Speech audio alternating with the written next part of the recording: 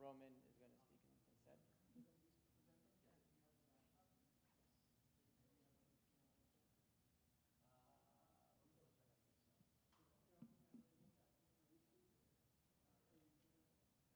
sorry.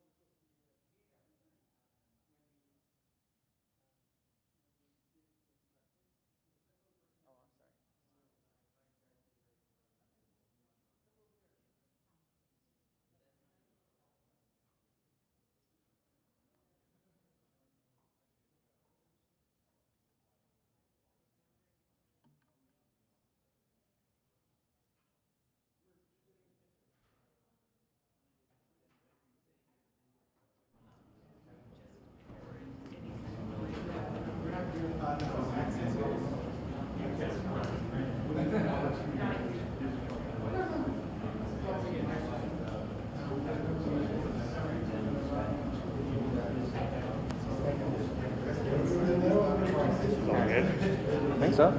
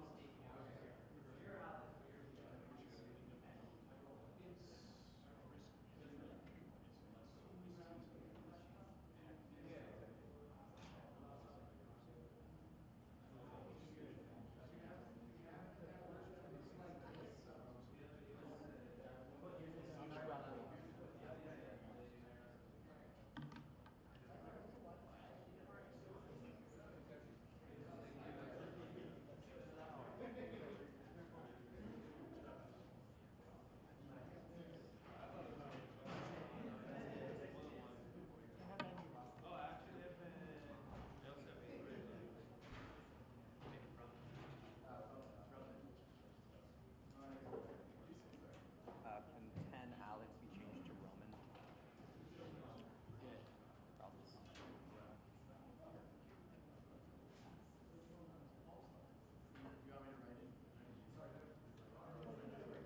Yeah, ROMAN, give me the last name.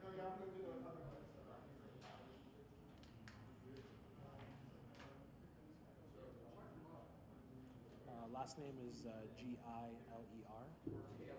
And the email is just my first name at savvydefi.com. Thank you so much.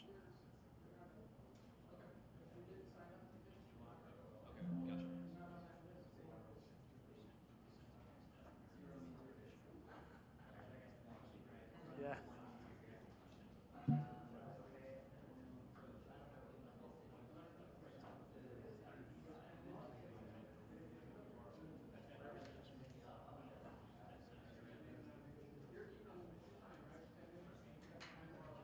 I can do that. Yep. 10 minutes is what it is.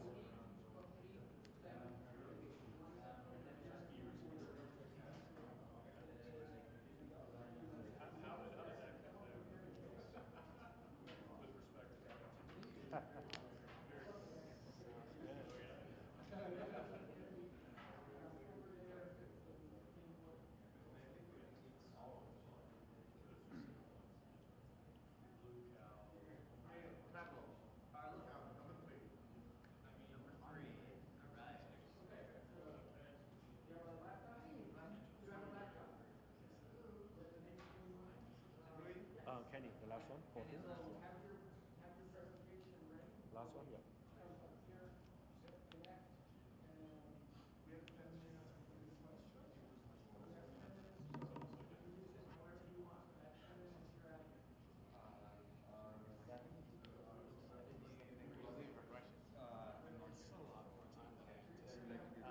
I'll prep it for like 5 minutes. I almost wish you had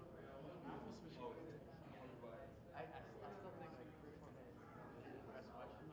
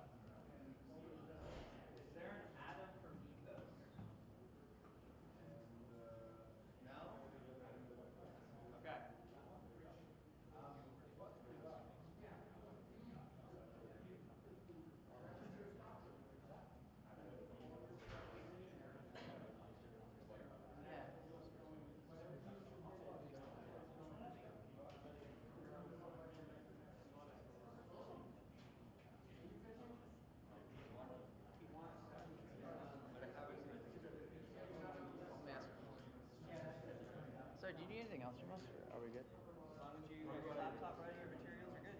Yeah, the other thing I realized is that I have a MacBook that doesn't have like this USB. Do you guys have any other kind, or should I try to get a PC?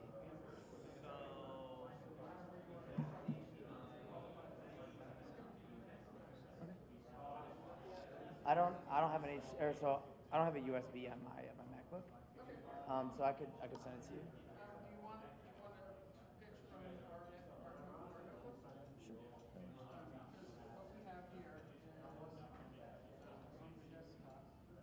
Sure. Savvy.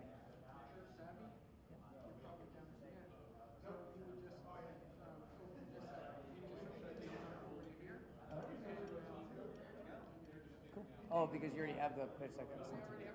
Whatever you submitted, I have it here. Perfect. Thank you.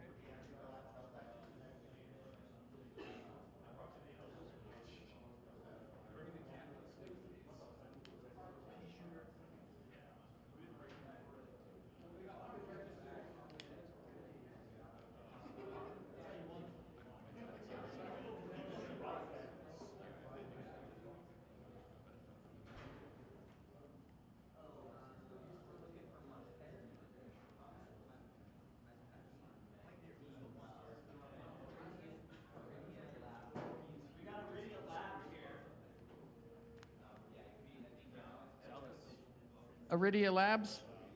Zealous. Oh, you're Zealous. Good. And how do you say that, Gregarious? Do I need a one? Yeah, he's here. Runs the games? -1. Anthony Apollo.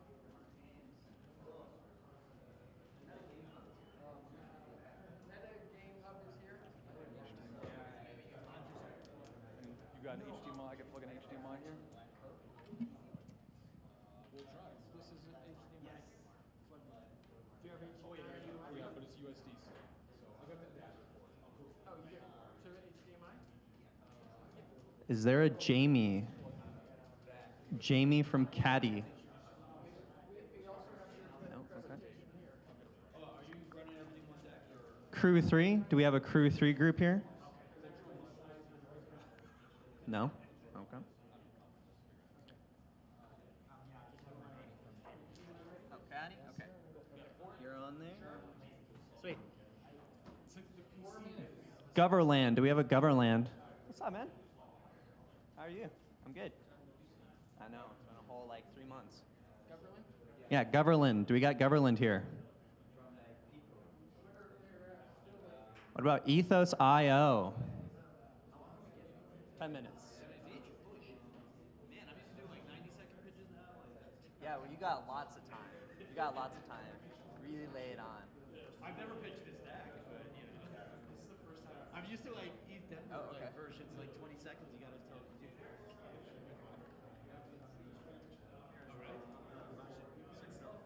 You're which one? Second. Okay, how do I say your name? Majid? Yeah, Majid. practice pitching. Are you pitching? Huh? So it's too late now. But if these two don't show up, or these three don't show up, I can throw it on there. But do you have a pitch deck? Okay, so basically, One minute, you know. kind of just Probably 5 minutes. Oh, you guys never pitched yet? I can you got crew 3. Okay, cool. But overall, it's just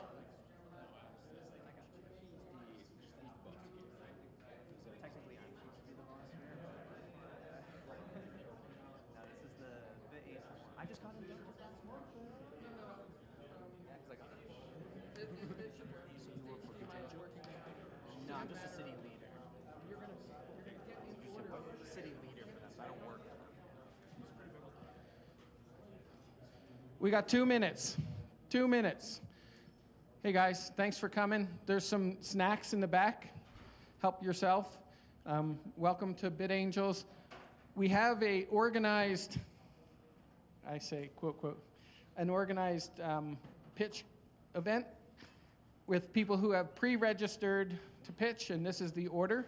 So if you are pitching and you're on this list, we're looking for Goverland, and this guy is on a plane right now, so he may or may not make it. Okay? So what you're going to do is you're going to get in line over here in order of that. So the first 5 should be in order over there. And that would be Ample, Iridia Labs, BlockAmp, BlockFans, Caddy. Are you all over there? Raise your hand. Ample, Iridia Labs, BlockAmp. Okay, can you get up in your order so that somebody doesn't take it? And Caddy, can you get in order there? You'll get your chair back. And then number 5 is Goverland. Are you here, Goverland? No Goverland. No Goverland. Okay.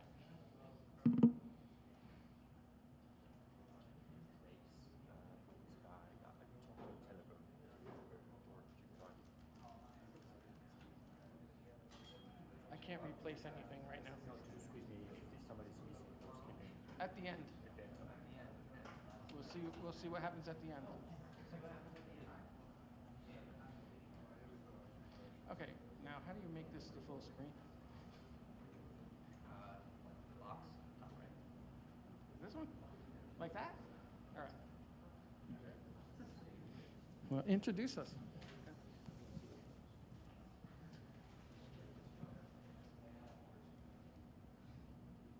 Hey, look at that. Did it. Cool. I know. Okay, I guess we're starting now, ladies and gents. Welcome, everyone. Thank you for attending. This event is being hosted by BitAngels, city leaders, me, Jesse, and Rich Kopshow over here, this young man. And over here are basically pitches that are going to share with you their projects. Yeah. So first up, we got Ample.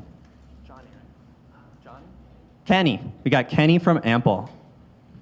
And while Kenny is setting up,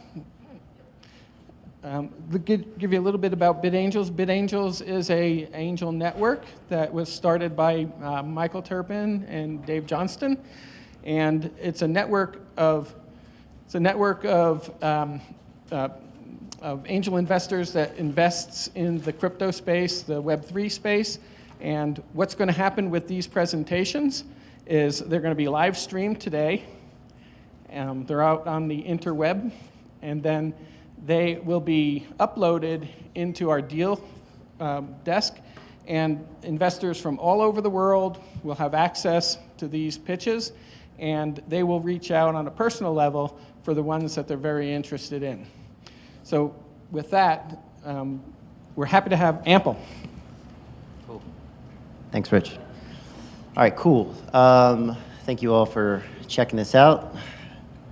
Let's see here. What network do I connect to? Sorry. We didn't talk about that. I probably don't have to, but. No, you don't have to. If it's on your thing. Cool. Yeah, and I have a PDF backup, so we're good if we have to go local. Cool. All right, so I'll keep this quick because we have 10 minutes. So my name's Kenny Johns. I'm representing Ample. A quick little bit about my background. I worked at National Geographic, Discovery Channel for about 15 years, created their standard operating procedures. I know the music business pretty well just because I play music, but really broadcast, TV, everything, kind of like at that top tier level. That's kind of like my whole background. So basically, when I got introduced to blockchain in 2019, I started kind of falling in love with this concept that you could have self-sovereignty over your intellectual property. Because basically, even when you sell your show to National Geographic and you launch it and you're like, oh, cool, I'm successful, this is awesome, you walk away with zero ownership. You lose all your ownership all the time of all your intellectual property. So it really doesn't matter how successful you are. You're basically always this high-level freelancer of sorts. So even when you have a company that does well. All right, cool. So basically what we're doing is we're creating a Web3 distribution, streaming, and financing infrastructure platform where we are going to tokenize professional level IP and support the growing $2 trillion global media and entertainment market. We're basically building a substrate where people could launch their Web3 networks off of and channels off of and launch whole careers off of. So we're going to make tokenized IP ownership and distribution fun and easy for brands, fans, and communities. Basically, we connect, fans, viewers, creators. We cut out a lot of the unnecessary middlemen, lawyers, agency, network gatekeepers. So the GUI that we're already working on and the MVP that we already have working basically creates a legal document with a smart contract document for intellectual property. So basically, people will be able to create and upload and then get it directly to distribution right away. So, and we will have a QC process, but that's down the line. So basically, we're fixing problems that I've seen personally and that we all know about. Payments are low and slow. There's no real transparency. There's a lot more in our white paper that we just released a couple days ago. So, but I won't go into that. And then IP ownership, like I said previously, there's basically no way to really control that and own that or track it or exchange it. So that's what we think tokenization helps with. And then obviously distribution. So most people don't have access to network level distribution, and we want to change that. And then financing. Tokenization creates alternative methods of financing and opportunities. Obviously, there's a lot of legal jurisdiction there, so, but I won't get into that. I have 7 lawyers, so. All right, basically what we're creating in the solutions are obviously NFT options, IP options, and that's ownership, royalty rights, licensing, and then smart contract efficiency. We're basically building a substrate, again, that people can launch all their productions off of. And higher and faster payouts, depending, it could be up to 1,000 to 30,000% faster. I know that sounds crazy, but it's actually true. And then on-chain verifiable engagement analytics that everybody can see. So, and then obviously a host of Web3 infrastructure tools that other people could eventually use on their own platforms as well. Basically, the whole concept comes down to this circular economy and sort of creating like a connective ecosystem where everybody can directly engage with each other, and it's really kind of like an open media market model. And we believe that since there is kind of like a $2 trillion global industry that we can start to tap into, there's a lot of opportunity there. I'll just give you a quick rundown of the experience, and then I'm gonna skip ahead a little bit to just introduce our team just to keep on time. But basically we have distribution. A creator can upload using our GUI. They distribute their content. It goes through a QC process so that we can also engage with other platforms down the line, partner platforms. So we're thinking about that as well. And so they basically create, they upload, they go through the process. They decide what IP, royalties, rights, goods, or exclusive assets access their NFTs represent. And then obviously it goes direct to distribution with streaming support. And then they have like a whole rights, payment, and media management dashboard. So for collecting and funding. And again, there's multiple revenue streams. I don't want to go too far down the rabbit hole to just keep with time. Market size and first revenue stream. So we are a Near project, and Near obviously has Aurora EVM compatibility. So Near's been growing. These are stats from their website. And then we have, an initial TAM estimate is kind of around 17 billion, but really we're going for the global market. And we know we can't get all that, but we're starting with launch partners, and we have 25 launch partners who have 2.7 million followers, 416 million streams in 50 plus countries.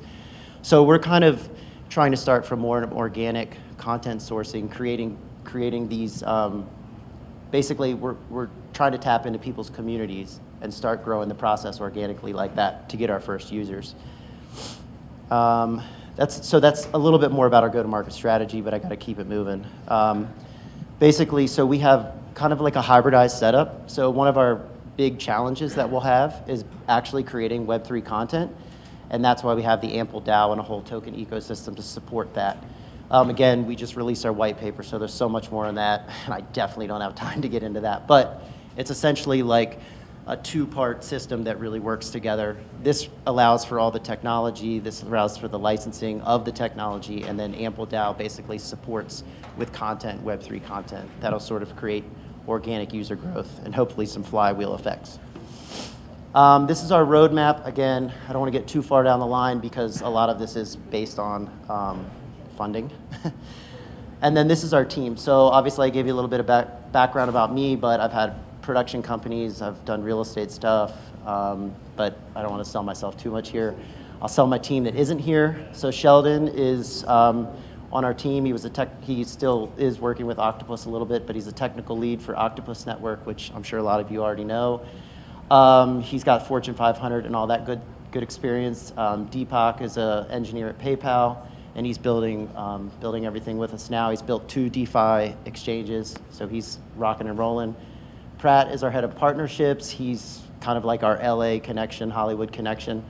And then Josh is our house lawyer, and he's done crypto, NFT, IP stuff for many years. So we tried to hit all the things that we need to hit to really tackle this monster.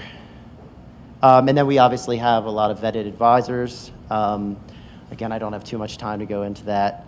I'll just go over the major milestones really quick. So just to recap, we've established 25 launch partnerships. We've received a Near Foundation grant plus a pre-seed investment from Tassin. We built our MVP and our first full IP ownership smart contracts on Near protocol. We've built the DAO, token NFT ownership, distribution, and payment claim protocols. And then we just finished a survey where we got about 3,000 users. We got surveys from about 3,000 users for ongoing product market fit research. We got everything from pricing information to what users actually want and what they care about. So that's really helpful. This is just some people that we've worked with professionally. And then these are our 2 partners and investors. Yeah, and that's just Dallas Austin, who loves what we're doing too. But basically, here's our contact information. Here's all of our sourcing. I have so much more information, and I can answer any questions, but I just wanted to make sure I'm good on time. Who's keeping time? Minute and a half. So if anybody has a question or anything in a minute and a half, I'm happy to answer. But if not, I'm good, at least for now. Do a quick summary. Quick summary. Okay, great. Recap. So basically, we are tokenizing the $2 trillion global media and entertainment market. We're creating a token economy that also supports the content creation. And then we have the platform that will have all the tech. And we have 25 launch partners, Near grant recipients, 3,000 surveys that all have product market fit. And we're raising 1.5 million. So, Awesome. Thank you. all right. Good luck to everybody else, by the way. All right. Cool. Thanks. Cool. Thanks, Rich. All right, perfect. Thank you, Kenny. It's a cool project. Yeah, don't trip.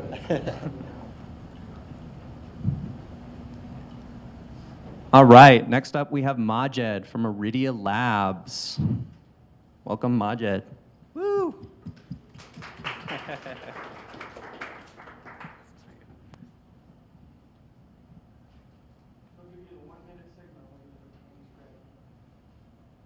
I'm ready. Yeah. All right. So, hello everyone. Thank you for attending. I'm the founder and CEO of Iridia Labs, and at Iridia Labs we're building development tools that are powered by AI and the blockchain. I'm the founder and CEO, and my name is Majed Madamani. I have over 6 years of experience in the gaming industry, and I've over 4 years of experience in the blockchain ecosystem. I started back in 2019 and started developing in 2020. I've worked with companies like Health Hero, Boyd, LBC Studios, Ludex, and I've worked close with companies like Ubisoft, etc.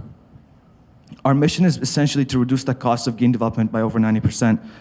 We build tools that are no-code, that are powered by AI, and the plan is to essentially reduce the cost immensely of game development.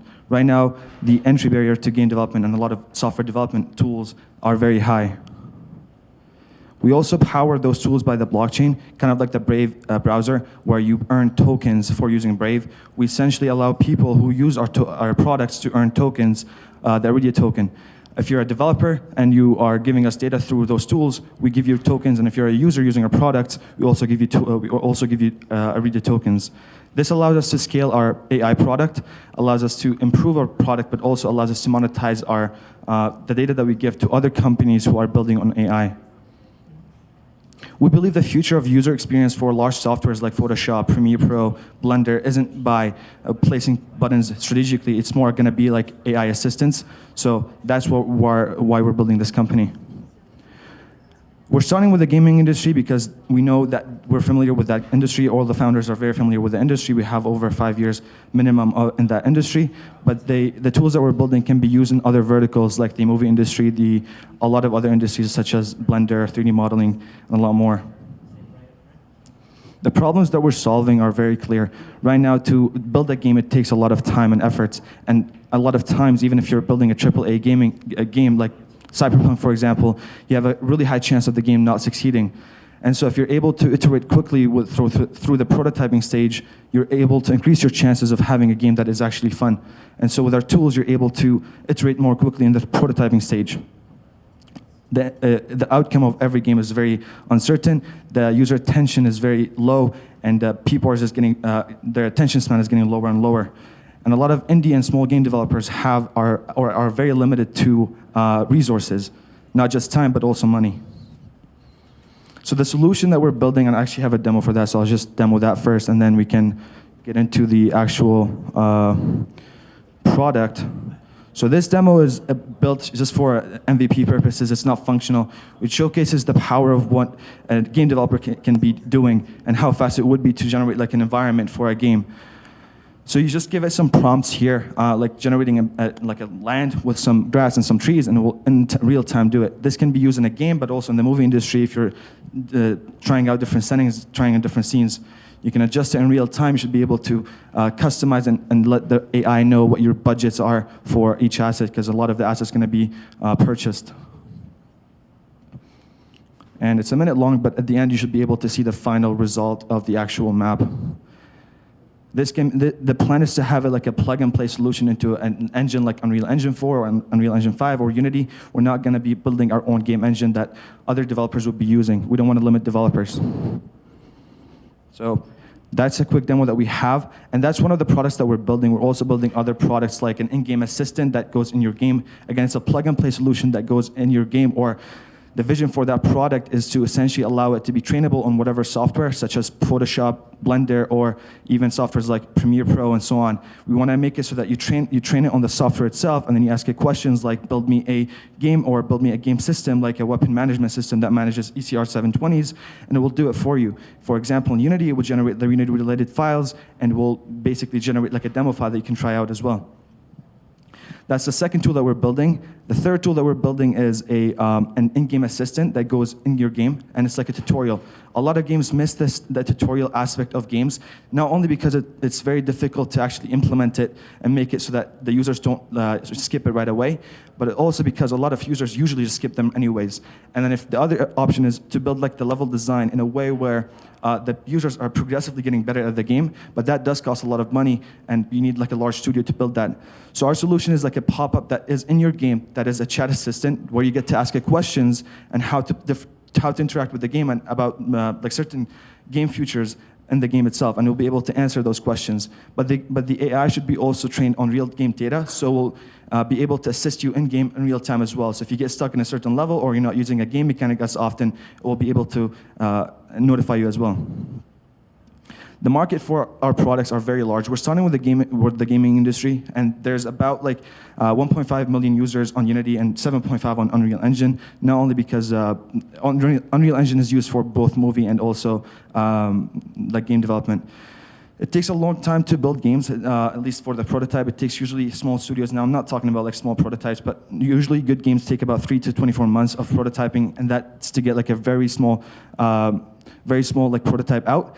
And it's very costly for indie game developers to build something. It usually goes from anywhere from $5,000 to $40,000, unless you have a team that's dedicated and has experience to build games. But overall, with our vision, the actual software market is very large. There's over 5 billion users that utilize softwares, and with our vision to integrate our tools with any software easily, we have a reach of 5 billion users.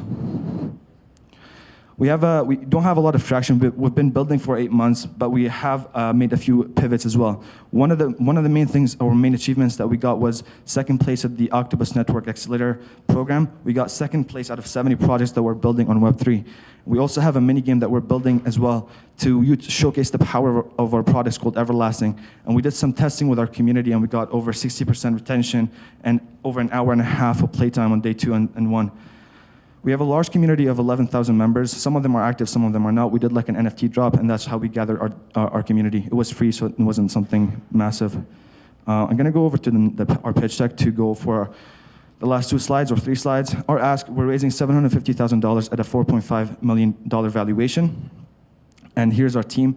So I'm Majid, of course. We have Gene, which is one of our co-founders and CMO. He has over a decade of experience in the gaming industry. He is now a gaming director at a studio in Vancouver. Ali is also very experienced in the business side of things and the design. So he owned his own company of t-shirt business in Scotland. He has over 7 years of experience in the business and also graphic design. We have a few advisors. Sheldon is one of our main advisors, has been helping us a lot on the security aspect of things. We have Ushri, which is replacing our CTO because we don't have a CTO right now. He basically allows us or gives us help with CTO-related tasks. And we have Anthony, which is an entrepreneur and also the CEO of Health Hero, and has been an entrepreneur for over 20 years. We have Arjan, which is our tokenomics expert. He has been helping us a lot with the tokenomics, building all that. And that's it. If you want to get in touch with me to learn more about our company and get more access to more of the files that we have, you can scan this QR code to get in touch with me on Telegram, or you can go through our socials. And that's it. Thank you.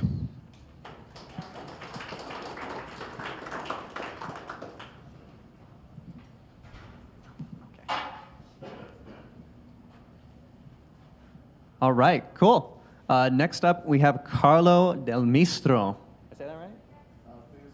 That was perfect. Okay, cool. He will be presenting Block Camp, spelled with a K.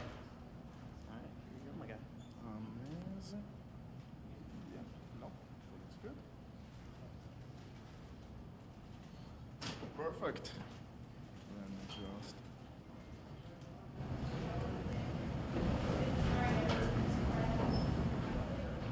Right. Hello, everyone. I'm here today to talk about video. In 2022, the average American spent about 5 hours every single day watching video content. About 50% of it was done through traditional means on a television, and 50% of it was digital. What does it mean? Is that today, the killer app of the internet is actually video. About 60% of all bandwidth in the world is used for video content. And over the last 100 years, video content has always looked for new ways to distribute. From cinemas to linear TV, all the way to DVDs, digital sales, and subscriptions. And there is no reason why this search for new distribution channels will finish now. We believe the next big step in video distribution is going to be Web3. And this is not going to be, NFTs are going to become like the main way video is distributed. But talking with media companies, we work very closely with Fox, with the BBC. Basically, NFTs are seen as a potential way to actually get the top premium consumers to actually engage with products. If you look at like a video distribution as a pyramid, you have lots of people paying very little watching video content or listening to music as broadcast media. Then you have people paying from streaming platform, people paying for cinema, and we believe there is going to be an opportunity for create a super premium channel for people that are purchasing NFTs, unique experiences, becoming part of fan clubs. If you look at the opportunity size, last year, basically coming from almost nothing, there were about $6 billion worth of NFT sales. This is a primary and secondary royalties, out of which only about 60 million, 1% of this was video and music, only 1%. If you compare it to the opportunity size of about $120 billion of traditional Web2 media, there is an opportunity like for exponential growth for the next few years. We have been working in the media space for multiple years. We've been talking with the people behind the figures. We have been talking with people like StockZ. He's a creator. He creates music NFTs and video NFTs. However, his fans cannot easily find his content on chain. We talk with people like Nia. She's a collector. She has over 200 NFTs. However, it's difficult for her to find a venue where she can play them. And we spoke with people like Rupert. Rupert is an IP owner, has a lot of video content, would love to access Web3 to monetize it, but he doesn't have the tools to make it. That's why we created Blockcamp. I am Carlo, co-founder and CEO. I have a background in consulting, McKinsey. I've been in a number of corporate roles, and I've been in the Web3, actively working in a family office and private companies for the last 3 years. And my co-founder, Zen, who's currently enjoying some holidays in Morocco, is former CTO of Hulu, former CTO of Fox companies, and Google and Microsoft. What is the issue that we're trying to solve? Today, if you try to watch an NFT of a movie or a video or music, you're going to discover like performance is low. It takes a long time to load an NFT. The data, if you're a creator, you want to know how many people watch your video. Actually, you know what? You cannot discover it if you have your media on decentralized servers. And monetization is actually not that easy to get your fans engaged with your content and to purchase your content. Blockcamp solves this. We have a high-performing architecture to basically make sure that your Web3 media content is as fast as if it was on YouTube or Spotify. We provide in-depth data analytics. We tell you how many people are watching your content, who they are, do they share it, do they have a drop-off point? You're an artist, you create an album, you have 12 songs, you discover that actually song number 4 is hated and everybody drops. We can tell you this. If you just have this data on a traditional Web3 platform, you actually don't know this. And then lastly, we help you with monetization. We help you with selling more. We help you to create a token-gated content. We help you to create new ways to monetize your fans. And this is just the beginning. In the coming weeks and months, we're going to release new features. We're going to be able to offer token-gated content. We're going to be able to add additional social and community features working with Lens. We're going to be providing additional trading insights, creator portal, et cetera, and finally, we're going to also issue a token, but this is further down in our roadmap. We work with a number of partners. We are actually deployed on Ethereum, Polygon, and BNB. We Layer 2s and Solana's coming next. We partner with big companies like LivePeer and ThirdWeb in the NFT ecosystem. We have a partnership with Fox, USFL in the sports space, Marathon Music, which is a music label in the UK. We work with metaverses. We work with Arcomia, Horizon Land, and we are now in discussion with the Sandbox, and we should also be deploying a product with the BBC. How are we making money? Well, initially, we are focusing on a SaaS model. We charge a monthly fee to our customers for premium features. However, we also have a free tier that everybody can access. However, going forward, we're going to be expanding more and more into the consumer space. All the data that we generate are going to be helpful to us to create even more addictive content and therefore pushing our consumer side. And then lastly, we can also push more on the ecosystem growth and therefore additional fees from minting and from other premium features. I mentioned earlier a token. We have a plan probably for the end of 2023 to issue a token. This is going to be a fair launch with the idea of using it to incentivize the community. We want to create this positive reinforcement circle of viewers earning tokens, bringing advertisers, bringing creators, and attracting more viewers. If we get this right, we believe we can achieve the ambition that basically Web3 set up to achieve. And to do this, we're currently raising a pre-seed round of $1.5 million to further commercialize the platform. We are looking to basically do it as a safe with a 9 million cap, and we are going to have a side letter for tokens to matching their location. Again, my name is Carlo. You can reach me of carlo@blockcamp.io. And our product is live. There's a beta online. You can try it yourself, or we're very happy to give you a demo. Thank you very much.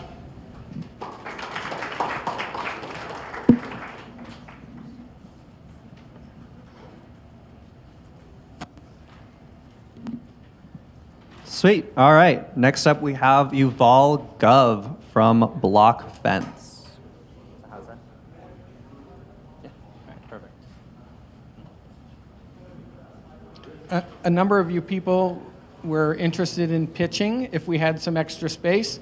So if you would come and see Yessi over here in the order that you asked while this guy sets up. All right.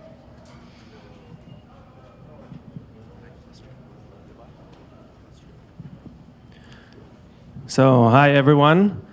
I'm a bit excited after not sleeping for like 20-something hours from a very, very long flight. I'm Yuval, co-founder of BlockFence. What we do is we are an anti-fraud community-driven solution to protect Web3 users. So a bit about our team. About me, I'm the CMO and co-founder, like I said. I bought my first Bitcoin in 2013, and since then I fell in love with the industry. 7 years ago, I founded Crypto Potato News, which is one of the biggest crypto news outlets, and I'm all in focused in crypto. Before that, I had a digital marketing agency, and I'm an entrepreneur since I remember myself. With me on the team, experts from the cyber and the crypto side. Omri is our CEO and co-founder. He was the VP of products in Resilion. Before that, he spent many years in PayPal. We have Tal, VP engineering. He was a senior in Meta, Facebook. Eyal, of course, we need to have some special intelligence men in the IDF. So we have him. Before that, he was also a lead architect in PayPal. On top of that, we're hiring security researcher and another senior software engineer. A bit about our advisory board. So we have Nimrod Leavi, founder and CEO of Simplex. They were acquired by Nove for $300 million last year. Itai is a partner in Market Across, which is, I would say, one of the top blockchain PR agencies. And Adam, who is, in my opinion, one of the most experts in anything blockchain programming. He's also co-founder of BactFi, before that DAO Stack. So a bit about the problem. I think it will be really, really easy to relate to it. In the last 2 years, $12 billion got stolen from crypto users. And if we're looking forward to Web3 mass adoption, we need to have two things. One is security. Two is user experience, and this is exactly what we're doing. So this is our solution. It's actually already live. It's our alpha. This is our extension that is a multi-layer protection between the user and the wallet. So if you think about the user doesn't really care where he or she lost the money at. Only thing they want to know if what they're interacting with is a scam or no. So after analyzing, and I'll tell you in a bit how, we are giving him a go or no go. On top of that, we're also describing what the smart contract is doing. This is powered by OpenAI and GPT-3. And how we do it? So we have our patent pending machine learning algorithm that classifies smart contracts as malicious or benign once they are deployed to the blockchain. And as I said before, we are community driven. So we are working in collaboration with ecosystem partners. We are already integrated Forta Network, Go Plus Labs, and we're working on more integrations. in order to add more metrics, because we believe that there is no one major best security firm. So we need to collaborate with the ecosystem and with the community.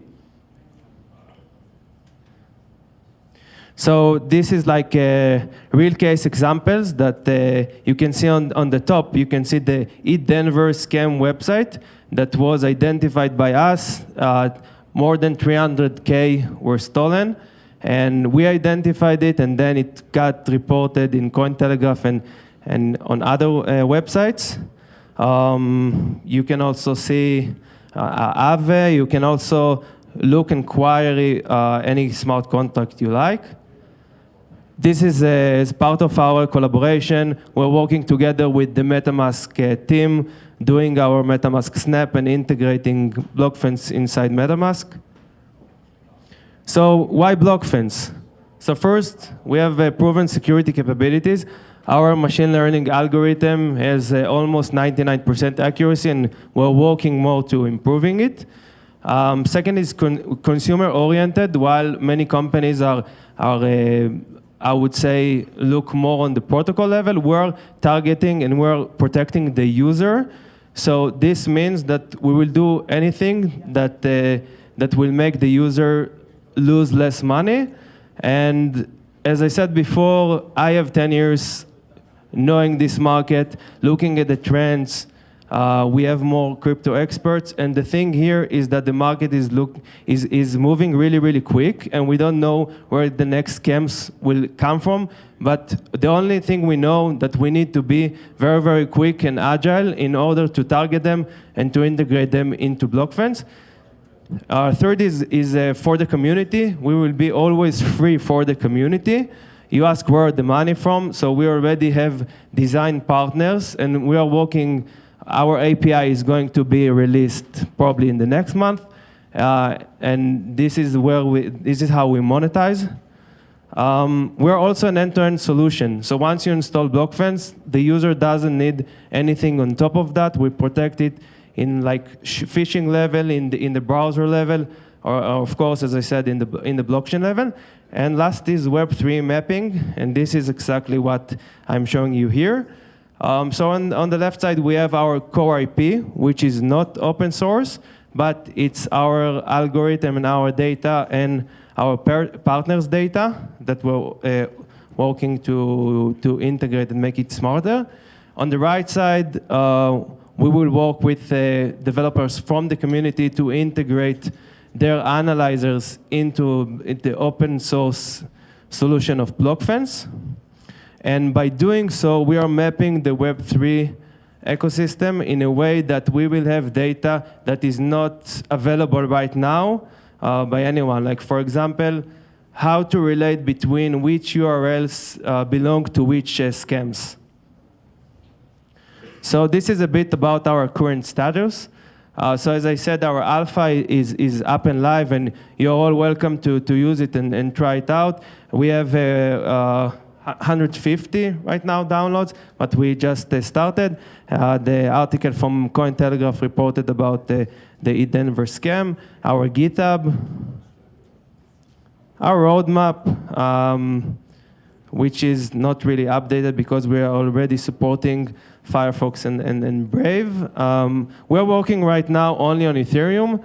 Next, we will, of course, implement EVMs, and in the future, non-EVM blockchains like Solana and Binance Chain. That's what we're thinking right now. And last thing about our fundraising. So we are doing a small round of 1.5 million right now. 600K from it was invested by mostly by Collider Ventures. And we have a term sheet for the rest of the amount, but we are thinking about strategic money right now in this stage that we are right now. So thank you, everybody, and hope you're enjoying your time in Denver.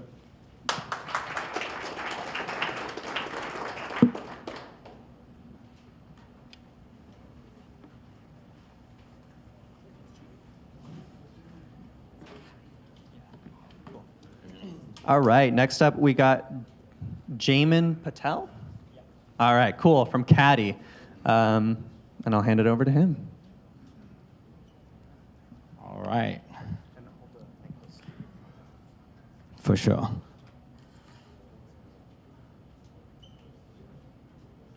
Hey guys, how's it going? You guys, ooh, can you see this?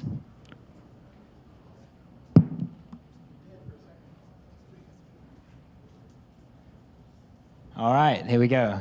My name's Jamin. I'm the founder and CEO of Caddy. We're building the crypto super companion, which makes every single transaction cheaper and safer. Now, before I get into it, who here has executed a crypto transaction? Show of hands in the last year. Who here has done some trading?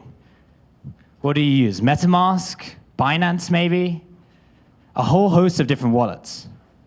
The problem is managing your crypto is incredibly complicated. You need to navigate a mess of your assets across exchanges, wallets, and now tons of different blockchains. You have a different UI for every single DEX, aggregator, and wallet and exchange. Actively managing your crypto is super time consuming. It's like a full-time job.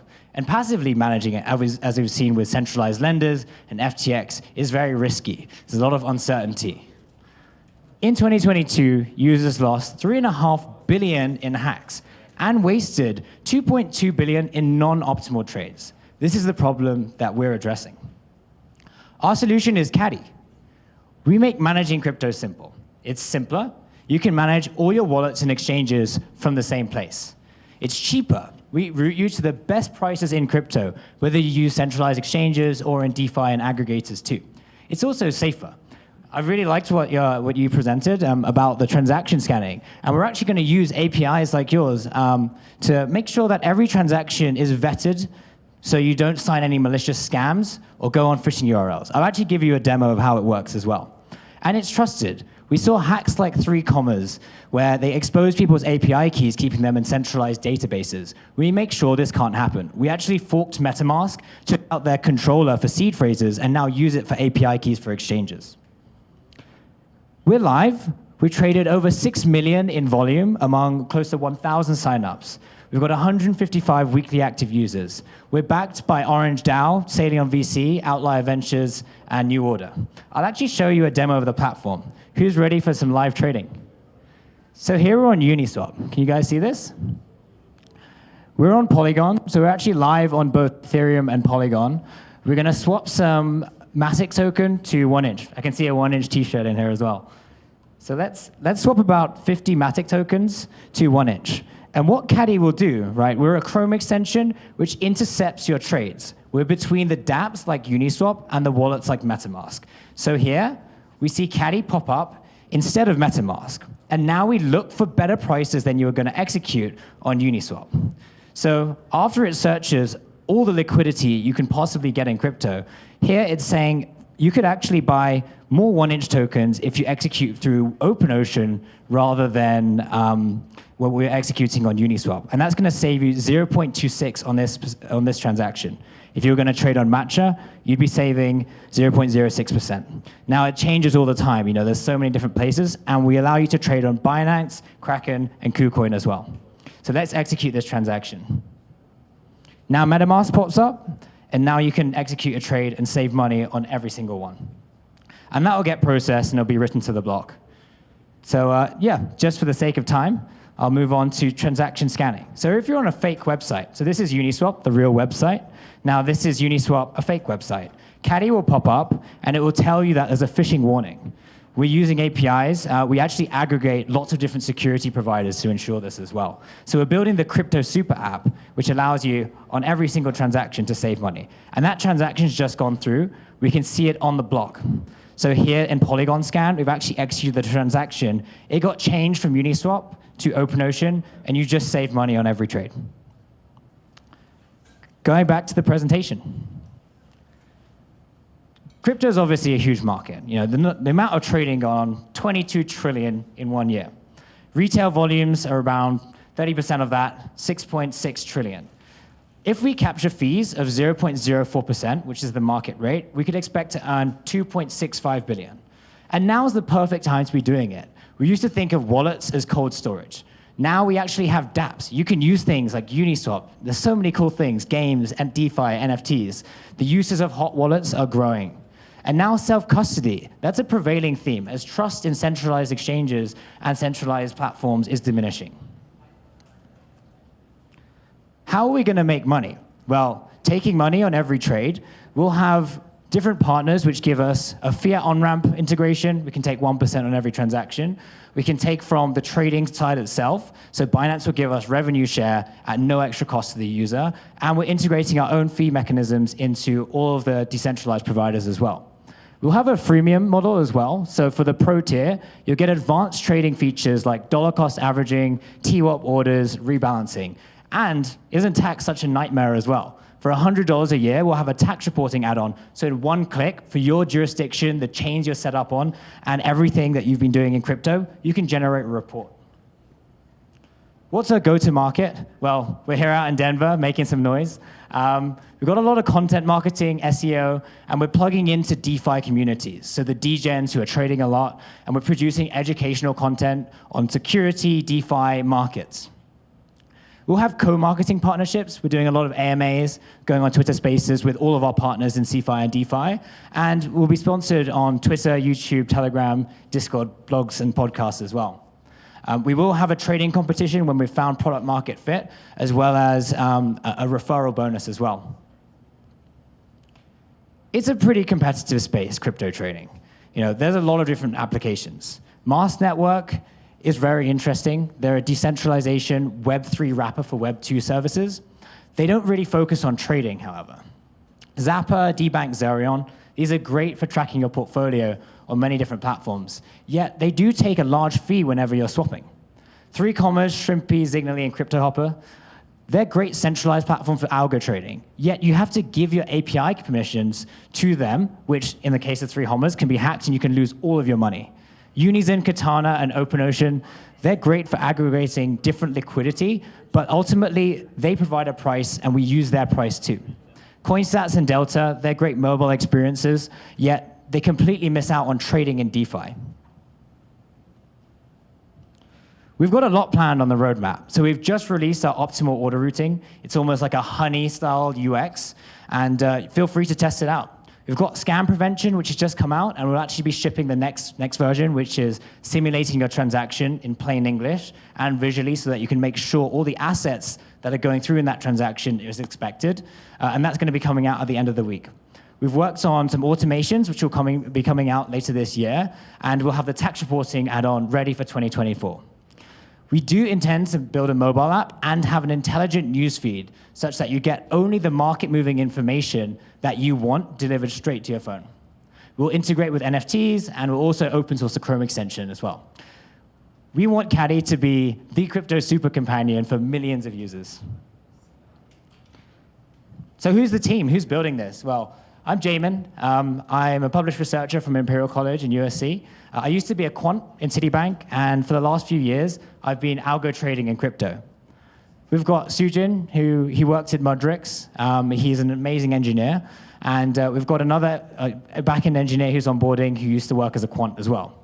Zane's our growth lead. I believe he's watching online at the moment. And we've got an amazing fractional CMO in Jose, who was the head of marketing at Transact. So we're actually raising. We're going to be raising after Denver.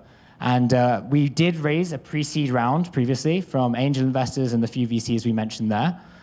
We'll be raising, we haven't decided the amount just yet, but the idea is to give us enough runway that we can intend to onboard 50K users with 100K ARR by the end of 2023. We're spending a lot of it on, obviously, the team, and marketing, as well as developing on the security aspect and the legal requirements as well.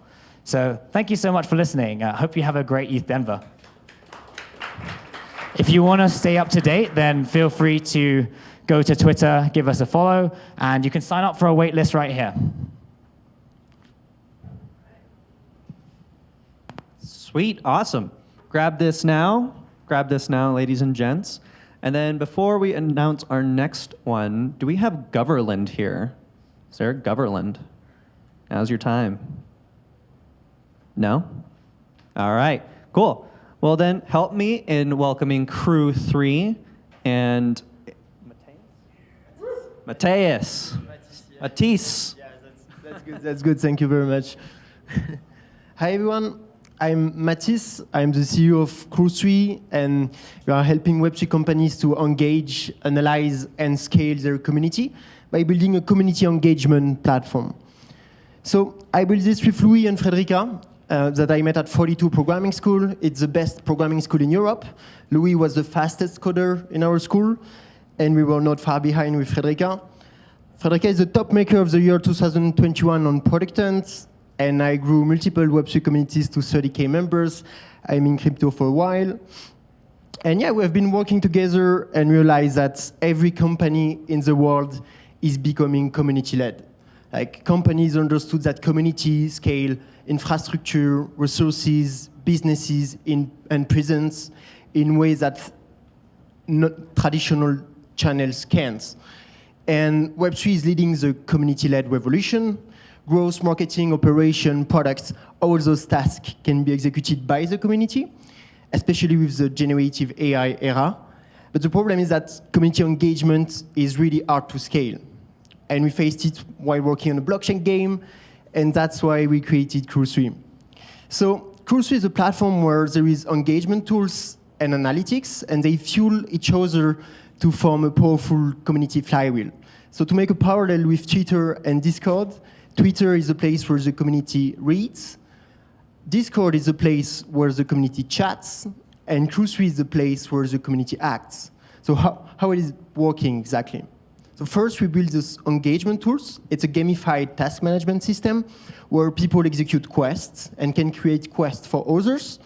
And they're going to earn experience points, rank up in the leaderboard, and earn some digital assets like tokens, NFTs, Discord role, token, and any kind of merch you can have. And so those gamified task management system allow companies to onboard, educate, entertain, and grow their community at very low costs and in a scalable way.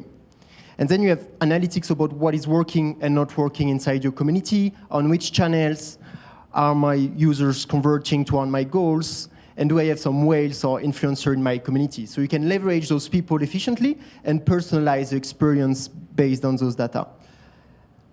That's what the market looks like right now. Our combination of engagement tools and analytics makes us the fastest growing startup in the space. Right now, we have more than 500,000 monthly active users.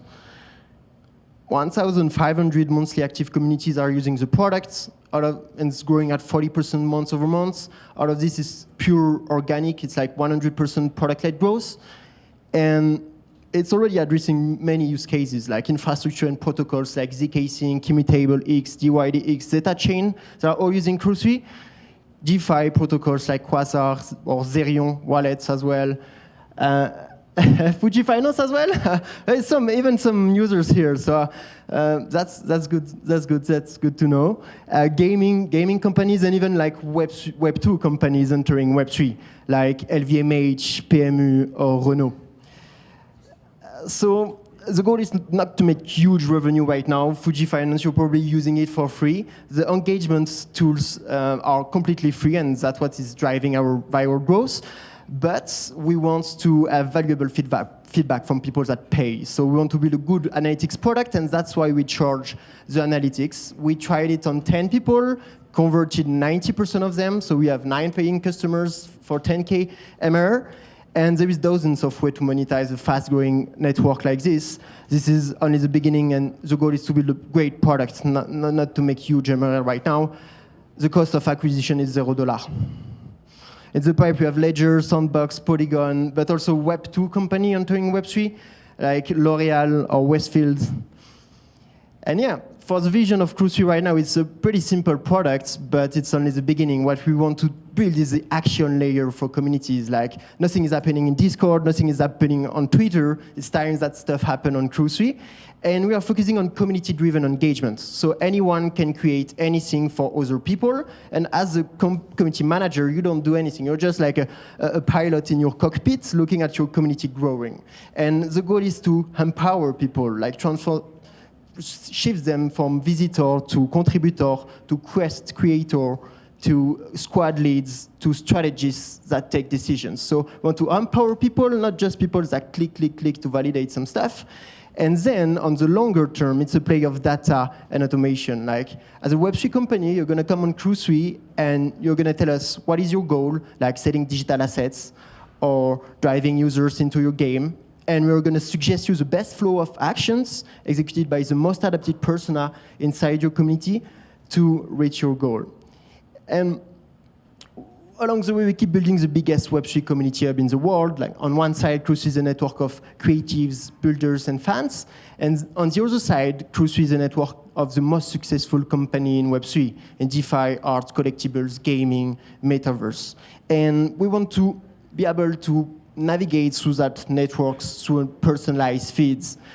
And if you're an investor, for example, you can already have a taste of that if you go on crew3.xyz now, and you go in the category startups. And there is already some ultra promising projects that you don't want to miss out. And that's pretty much it. Thank you very much. Maybe about raising. We're not raising right now, but we are chased by every VC. We are very famous in Europe, so with the traction we had, like everyone is pinging us, but we are less famous in America. So that's why I come here today. I don't want to spend too much time speaking with VCs, but it's good because everything is centralized right now. We already raised the pre-seed of 2.5 million, so it's gonna be at least double because we need to leverage all the data that we accumulate. So we need to hire 5 data engineers, 8 software engineers, and it's mainly product investments. So yeah, you have the situation. Thank you very much.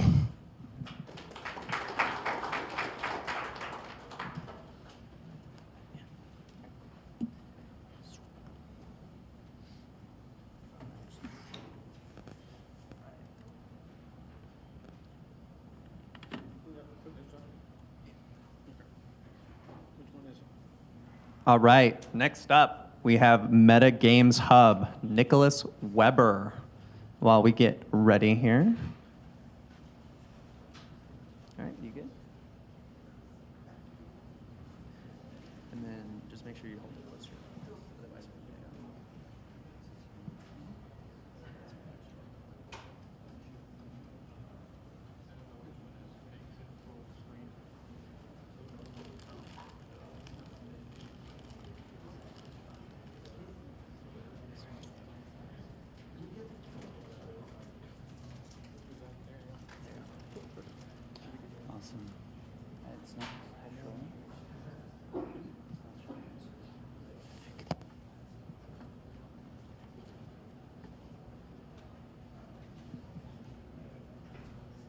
Perfect. Okay. Thanks. Thanks so much, first of all, to the BitAngels guys for the invitation. My name is Nicholas, founder of MetaGameUp DAO, and yeah, my core mission in Web3 is to foster decentralization. With MetaGameUp DAO, you know, we are addressing, of course, as the name says, the metaverse economy, right? And when I speak about the metaverse, I'm not talking about one individual world, but let's say the bigger pie of let's say the next iteration of how we engage with the internet, right? And here, MetaGameUp DAO positions itself as a multi-sided platform, right, for investing and building, right, to really cover the user journey in the beginning more from a builder's perspective, right? Because before we can have really mass adoption, we need to have infrastructure standards for builders in place, where the first steps are always making an investment, making a purchase. Subsequently, you start building, you start creating, right, in a space. And that's where we with MetaGameUp position ourselves, right, as the infrastructure layer for this industry. Generally, as we all know, right, the metaverse term has been something that was very much hyped in the past 2 years, and specifically the peak of the bull market. However, at the same time, we also can all agree, right, that there's a huge issue with adoption currently, right? We saw it in media articles and in general, right? We're still very early, and with, let's say, the bad UI UX currently generally in Web3 and the metaverse promising kind of the gamification thereof and then ease, it's of course a huge issue, right, that needs to be addressed. First of all, right, there was a huge hype around lands. At the end of the day, what are lands, right? It's just an infrastructure domain in the metaverse, where eventually maybe instead of going from website A to B, we'll move from land A to B, right? However, at the same time, there's a huge, overwhelming amount, right, of lands out there with, alone amongst the top 10 virtual worlds, over 600,000, right? Apart from that, it takes over 300 plus hours in general, right, especially when it comes to manual development to develop a single land, right, which is of course very inefficient and shows the omnipresent issue and lack of standardization that is there. Of course, we also saw before, AI building is something that's quite interesting, right? So I'm definitely curious about that. But yeah, let's continue. I mean, in general, another part is that in the Web3 metaverse domain, right, there's roughly around 260,000 monthly active users. It's something we kind of heard a lot in the media already. And generally, right, the huge issue is that these worlds are very much siloed. And going back to what I mentioned, the experience in terms of moving from website A to B in Web 2, in Web 3, of course, right, it should be at some point as seamless as possible, right? That you move from one land and one world to another world in the respective land within seconds or less, right? But that's currently not the case. Whether it's from the metadata side, there is no standards, as well as, of course, from the blockchain side, where we have 10 plus blockchains that on top of them, there's different worlds running. This is where MetaGameApp positions itself and comes in as that one-stop shop, right, for brands and creators as a starting point. Eventually, our goal is also, of course, to address more the B2C side, but we've specifically chosen the B2B, 2C, or specifically only B2B as a start, right, because that's where currently the demand is in the industry, right, as we first need to build these infrastructure standards, and there we've divided our, let's say, products, right, of our platform into these three pillars of investing, building, and subsequently, of course, the experiencing, which is then the more B2C side. From the investing side, in a nutshell, we have AI-based analytics, right, for lands. From the building side, we have a universal building tool that we're bringing to market. And from the experiencing part, it's all about co-creating different experiences, where we, for instance, just recently co-created an esports hub in the metaverse in Decentraland specifically, where we onboarded a lot of top-tier esports communities and teams, amongst them Crew, the team of the soccer player Aguero, Giants, Leviante, and Furious Gaming, for instance. It was a huge milestone because these were all non-crypto natives, and we onboarded hundreds of them into the metaverse for the first time, which of course also showed again the current issues in terms of getting into the ecosystem and kind of establishing yourself. To dive a bit deeper into the different pillars, right? So from the investing side, as I mentioned, it all revolves around AI-based analytics for lands, which is embodied by a heat map, which we launched, right? The heat map feature is something that we see kind of as a funnel, right? So similar to the Web 2 experience, where you, so to say, open your browser and then you have a quote-unquote aggregated overview of domains, right, that you can access.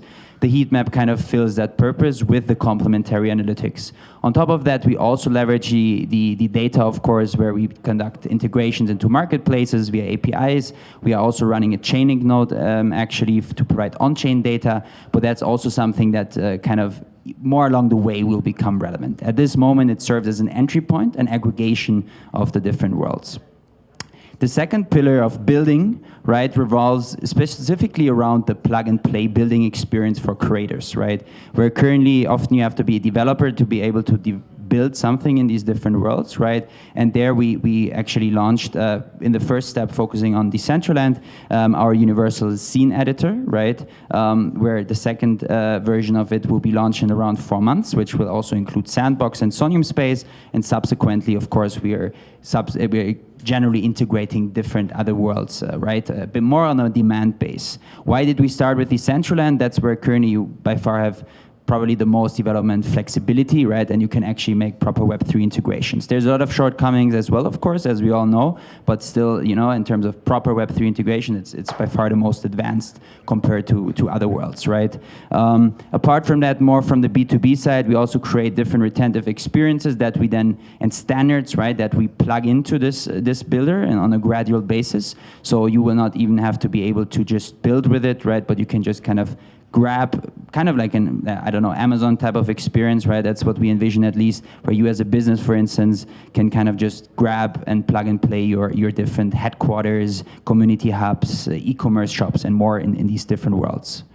From the last pillar of experiencing here, it's kind of a bit more broad, right? Because this is something where we are more addressing the broader market in the industry, where, you know, we start with the co-creations, where one, for instance, key domain that we focus on is sustainability in the metaverse, where we partner up with different players like Mental Protocol, Enaverse, and so on, where it's all about establishing these standards and co-creating these sustainable metaverse experiences in terms of events, right, where you offset the carbon credits, for instance.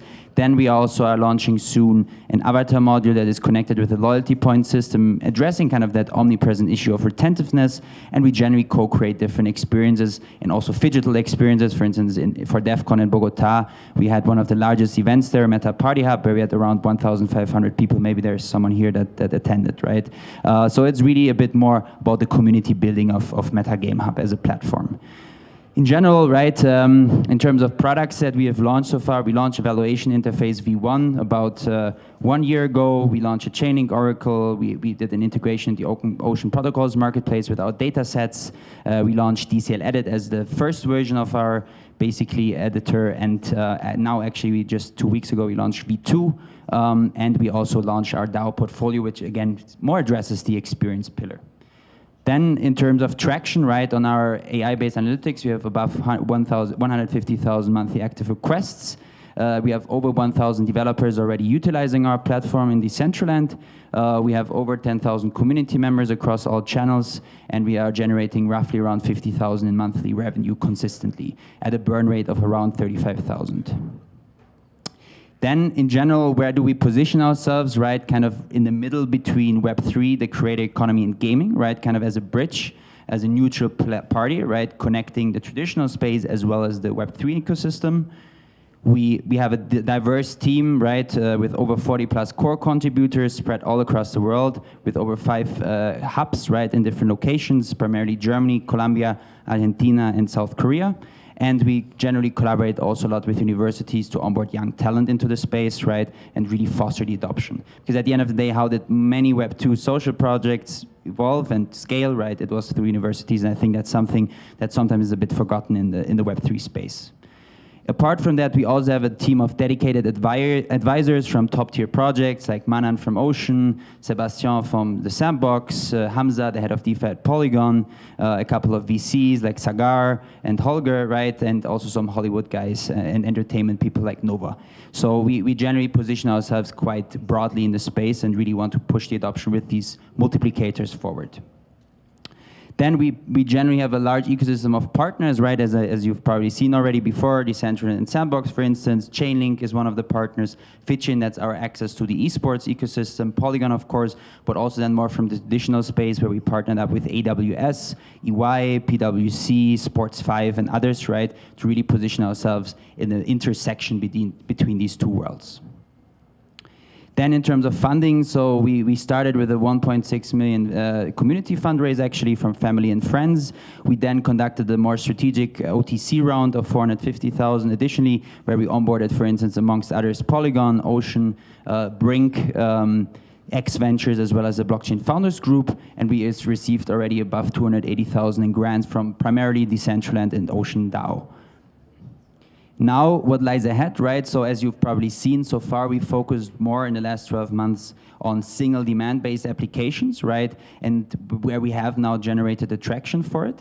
But now we're really on a mission to scale and take this to the next level, because we're not necessarily in a position where we need to raise funds, but we want to accelerate our growth, right? And this is why we're now kicking off our seed round of 5 million to really take Metagame up to the next level of becoming the hub in the metaverse for builders, creators, and eventually also the users. So yeah, what we are looking for is, of course, strategic investors, right, as well as partners to really scale the adoption forward. So yeah, so reach out to us if you're interested in partnering up, and yeah, looking forward to catching up with other people later. Thank you. All right, sweet, thank you so much. All right, that was Meta Game Hub, ladies and gentlemen. Next up, we got Renza Games from Anthony Apollo. Give it up for Anthony. Yeah, come on, Anthony. Hold on for a second. Where do I plug this into for HDMI? This right here? Yep, it's gonna go in here. Duct tape on this. Yeah. And then you'll be good to go. And then just hold this close to your mouth. Perfect. Well, what's your job? Okay.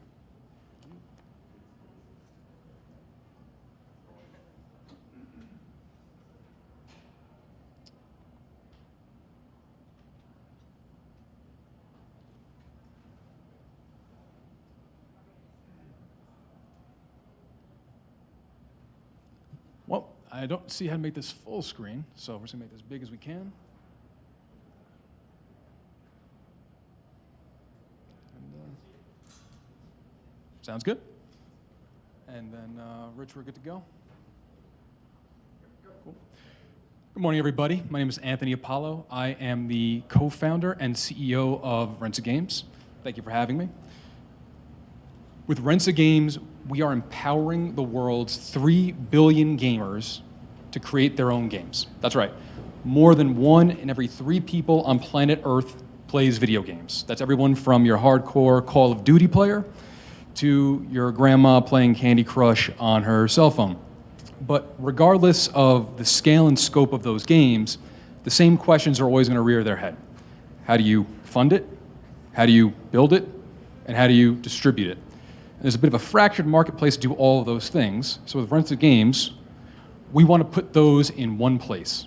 We are a unified platform for video game development, distribution, and crowdfunding with some game jams and some mods thrown in for fun.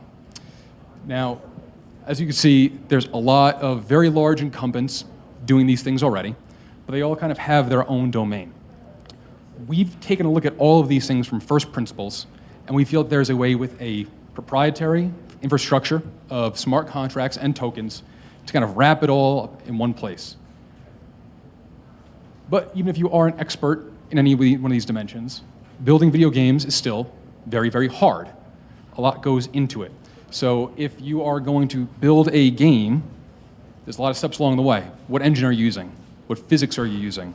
All the way up to voice acting and things like accessibility, which are taken off. It would certainly be easier to share the load. So what we are building is something called Reva, the Rensa engine for video game assembly.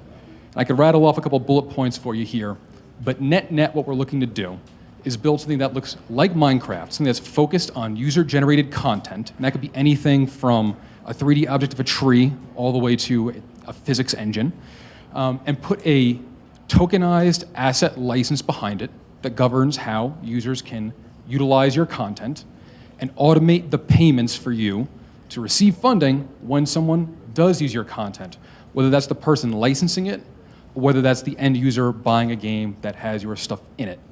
We're looking to make this a low to no code ecosystem using drag and drop assets, leveraging community experience, and build something, again, that's similar to Roblox or Dreams on PS4 or Super Mario Maker, but instead of just Mario running around and fighting Bowser, it's whatever characters and content and music that is available based on an entire global repository of stuff. So a little bit more about how it currently works. We use, again, a tokenized infrastructure on Ethereum and Polygon to achieve this.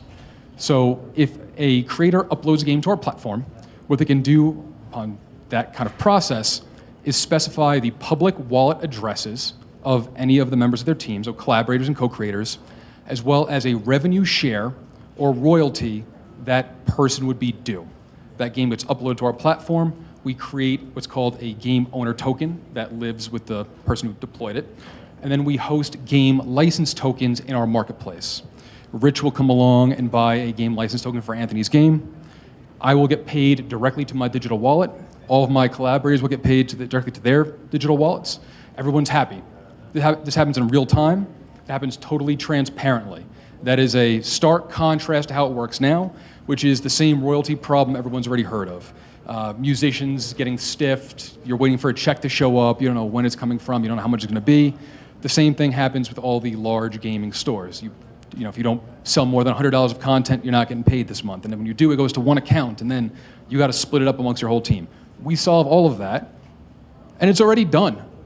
We already built the games marketplace that does that. You can go to Rensa Games right now, buy one of our mini games that are currently available, and one of 14 developers we've worked with will get paid then and there. We didn't stop there. We started with games. We went right on to assets. So our platform is able to provide the same payment rails and tokenized infrastructure for any kind of digital asset. Again, a 2D sprite sheet, a 3D object, movies, comic books, music. We can handle all of that. And then to kind of complete this virtuous cycle, we deploy something called Showcase. Showcase is our solution for automating game jams, hackathons, pitch competitions. Essentially, we've put all of the key functions of those events on chain. So instead of wondering if there's actually money on the line, if you're getting paid, and who built what, we fixed the financial and reputational recognition problem with that already. I will also do a little bit of self-promotion here. We have a showcase live with Game 7 DAO as we speak. We've got about 22 teams registered as of this morning. They are at the Build a Hub. Go see them. I'll be floating around too. And we are off to the races on that. So the team building it. Myself, I've been in the blockchain space since 2015. As an investor, formally, since starting a project called Solarius in 2017. To show how old I am, that was one of the keynotes at the first ETH Denver. We revealed the project back in 2018. And then I've been on the decentralized sci-fi side all the way to doing a debt security token with an NBA athlete. So I've been across the spectrum over the last 5 or 6 years. My co-founder Alex was at Google working on everything from cloud to material design, and also is a musician by trade. So he's got the content creator ethos behind him as well. I probably don't need to tell most people in this room that the market for gaming is huge, estimated to be above $200 billion in a couple of years. The way this would work with really our company or any blockchain company is we are kind of throttled now by some of the infrastructure. So it's hard to say, well, we're going to get 3 billion gamers on our platform when we're a blockchain platform and there's about 500,000 active Ethereum addresses on a daily basis. But once we start abstracting the blockchain away, we put that in the background, then this becomes a huge addressable market across PC, mobile, and consoles all around the world. The way we make money is by transaction fees predominantly. That's 10% on the sale of any asset or game. Secondary market transactions, so royalties on a secondary exchange. We solve the GameStop problem of, you buy a game, you sell it to, through someone else via GameStop, they get the money out the publisher. We solve all of that. We have a white label license called Powered by Rensa. So if you have, let's say, a comic book company or a physical collectibles company and you want some turnkey blockchain infrastructure, we've got that for you. And crowdfunding. I'm going to keep it short on that, but we have a partnership with a company called Soma Finance. More to come on that soon. But we are in a position to do regulation crowdfunding within the next couple of months to get money for game studios. We believe we provide a very high level of creator control on our platform, and will be one of the most decentralized platforms out there over time. Again, all you need to do to upload something is kind of check in with me, make sure you own the stuff you say you own, and then we'll let you host it there. We filed several patents for what we've built. One I'll point to quickly is our DRM patent. Essentially, we use the tokenized game licenses as super lightweight anti-piracy measures for video games. You either have a token you've purchased in your MetaMask wallet, we let you launch a game in a browser. If you don't, you can't. That's in stark opposition to things like Denuvo or Vanguard that go to the rootkit of your computer to make sure you're not using wall hacks. We've got kind of a two-pronged market here. On one side, we are approaching a large number of independent developers, the people who might go to Itch or might go to Congregate to upload their stuff there. Well, we've got a marketplace for them that pays them much quicker. And then, of course, slower but bigger is on the enterprise side. We've approached multiple very large incumbents of the video game industry regarding how we could help them revitalize inactive intellectual property using our platform and Showcase in particular. We've certainly hit the marks on our roadmap. For us this year, again, development on Reva is key now that we've built the other components. Powered by Rensa is live. We've got the self-service tools for Showcase and really any of the other stuff we've built. We recently launched Developer Docs, so if you have games or assets to upload, you could use the self-service tools to do that. And then again, with Game 7, we have a strong lead this year with content partnerships and much more to come on that front. To date, myself and the other founders, who in addition to Alex include my two brothers, have put in $300K ourselves. We've raised $740,000 on a pre-seed safe with a 20% discount or $15 million valuation cap, and there's $260,000 of room there. That being said, we are pursuing a larger seed round of $4 million. We would love to get some funding in and put our heads down and build the hell out of this thing. And that is where I want to leave it. Thank you all for your time. I've probably got, I think, 60 seconds if anyone has any questions. No takers? All right. Thank you all for your time. I appreciate it.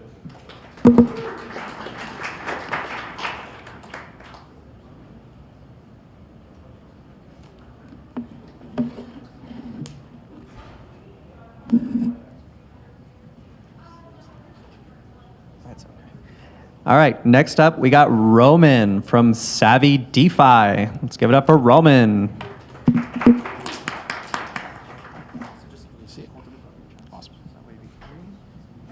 Hello, hello. You ready? Yep, just give me 1 second.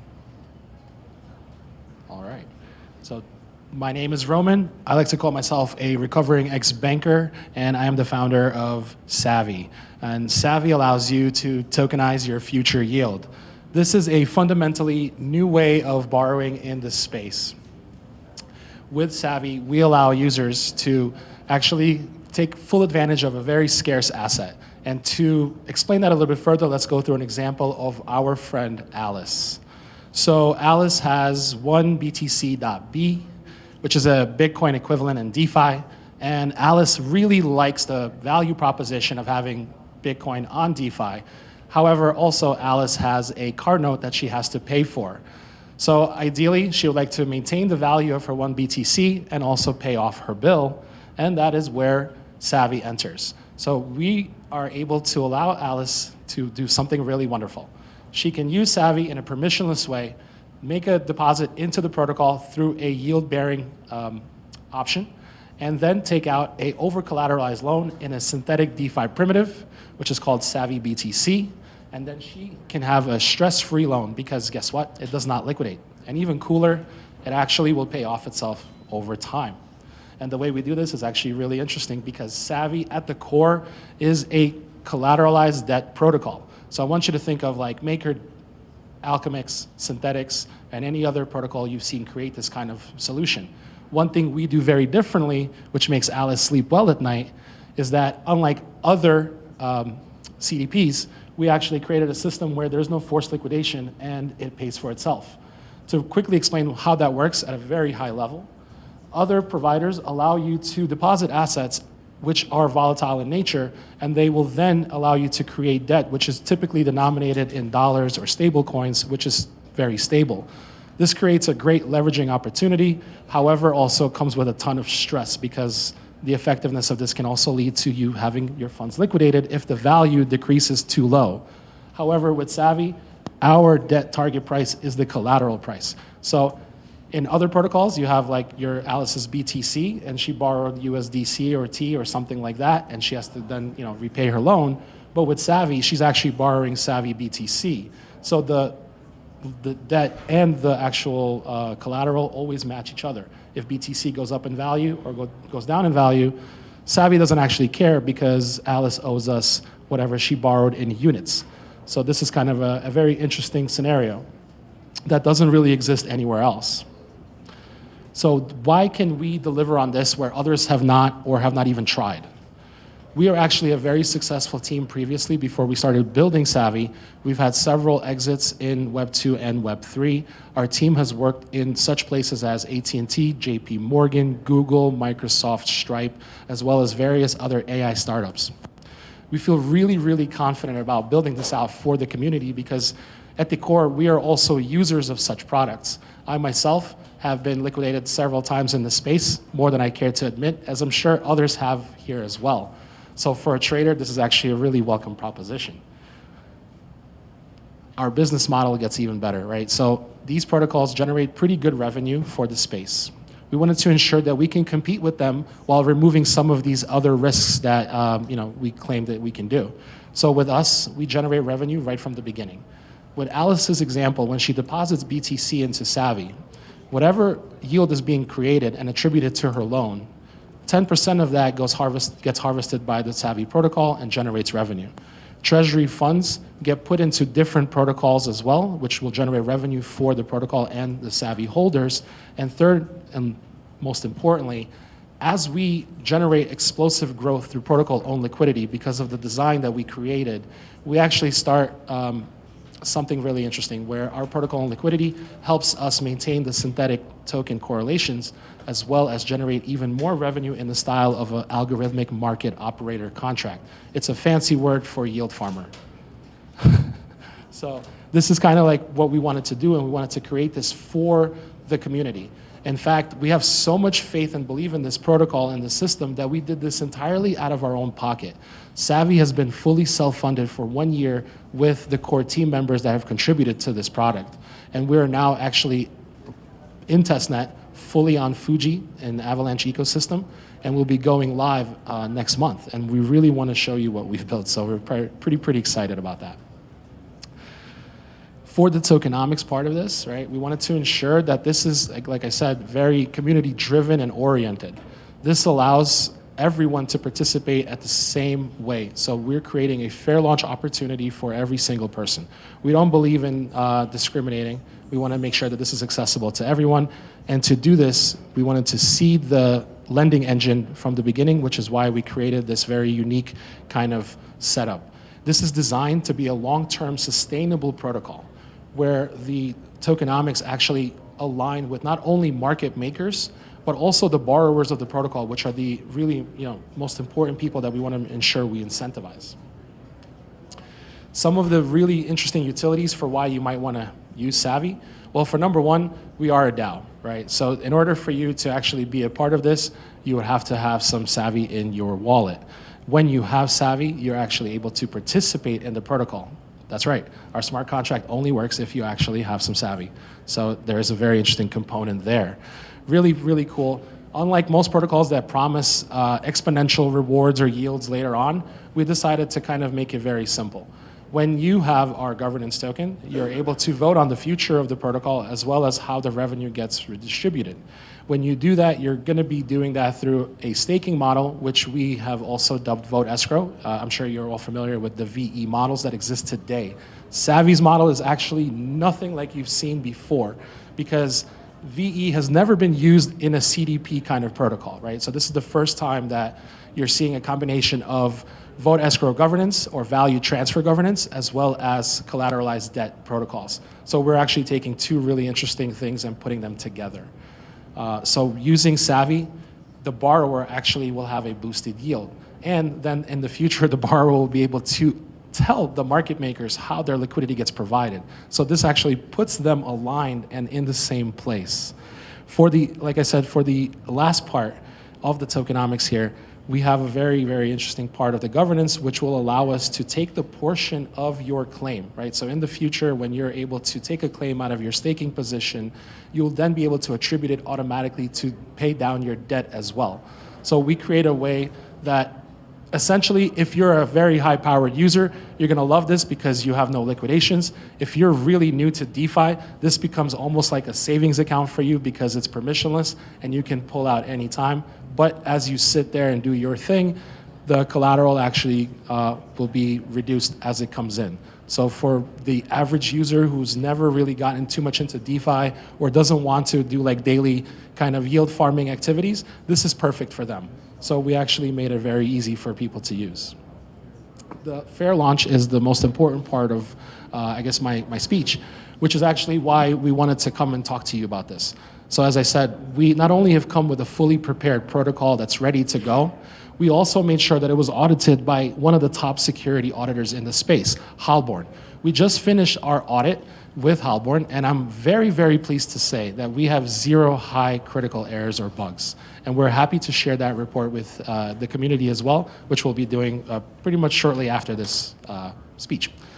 So yeah, we're really excited to bring this to you. We want to make sure that DeFi turns into just Fi, right? We believe that at one point, this place is not going to be an alternative. This is just how people will do stuff. And at that, when we reach that level, Savvy aims to be an infrastructure for the space. So thank you. I'm not sure if I have any time left for questions, but happy to answer. Yes. Hi. I have a lot of questions. I know. First question, it seems like is the token an inflationary model, or you mentioned you need to have a Savvy token to be able to? That's correct. It sounds like where you need like an NFT token model. How many Savvy tokens are? So right now you need to have a little bit more than 0. So as long as your contract has, as long as your address, 1, less than 1, we have not disclosed or specified. There is actually it's not inflationary. Let me go back for 1 second. So if you see here, we have a total number of 10 million SVY that will ever exist. It is going through a 6-year emission schedule. 21.5% is going to be released at the fair launch. The LGE, which is the first phase, is called the liquidity generation event. I didn't go in too much because I didn't know how much time I had here, but At the first level, you're able to participate with no actual price because we don't set a price on the token. The token price is going to be set by the community as they actually participate at the end of the 10-day launch. And then we will have a 3-day liquidity bootstrapping pool, which is a weighted math AMM, similar to balancer pools if you're familiar. Okay, did that help answer your question? How do you plan to bootstrap The fair launch, yeah. Yeah. So we're taking the funds from here into a multi-sig smart contract, and then it's going to fund 3 synthetic assets. Savvy USD, which is correlated to any stablecoin deposit. Savvy BTC, which is correlated to any BTC derivatives or equivalents. And Savvy AVAX, because we're on Avalanche. So the liquidity sinks that you have, is it just the VE? Sorry? Liquidity sinks, staking, how are you moving supply from the market? So the staking is through a VE model. Yeah. So it's only VE models? Only VE. How long is the staking? There is no unlock. So we actually don't force you to lock it into certain periods unlike Curve. This is a continuous staking model. So when you stake it into VE Savvy, you're just having a counter kind of start going. For the accrued revenue, for you to be able to take any VE Savvy and turn it into more Savvy tokens, you actually have to be a borrower. So part of staking forces you to actually use the protocol. You can't just simply stake the token and get more rewards. You mentioned, Yeah, sorry. Yeah, but we can link up after and answer more questions. we'll have a social hour here. All right. No, questions are definitely encouraged. We just want to make sure everyone's got a chance to do their thing. Okay, next up, Fuji Finance. Please welcome Mark.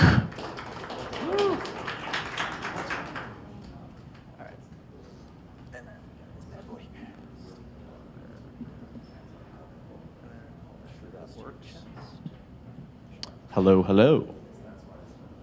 Let's see. Does that... All right, come on. Let me try the other one. I'll send it to him on Telegram.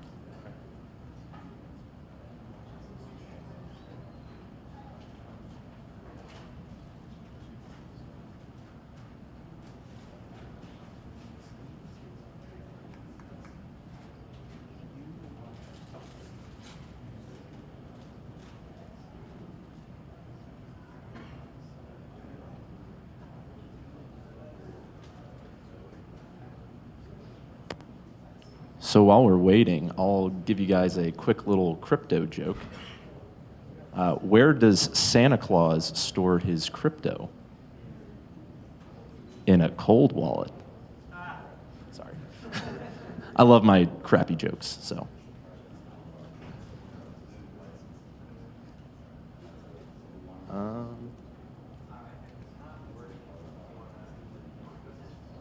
Yeah, I can do that.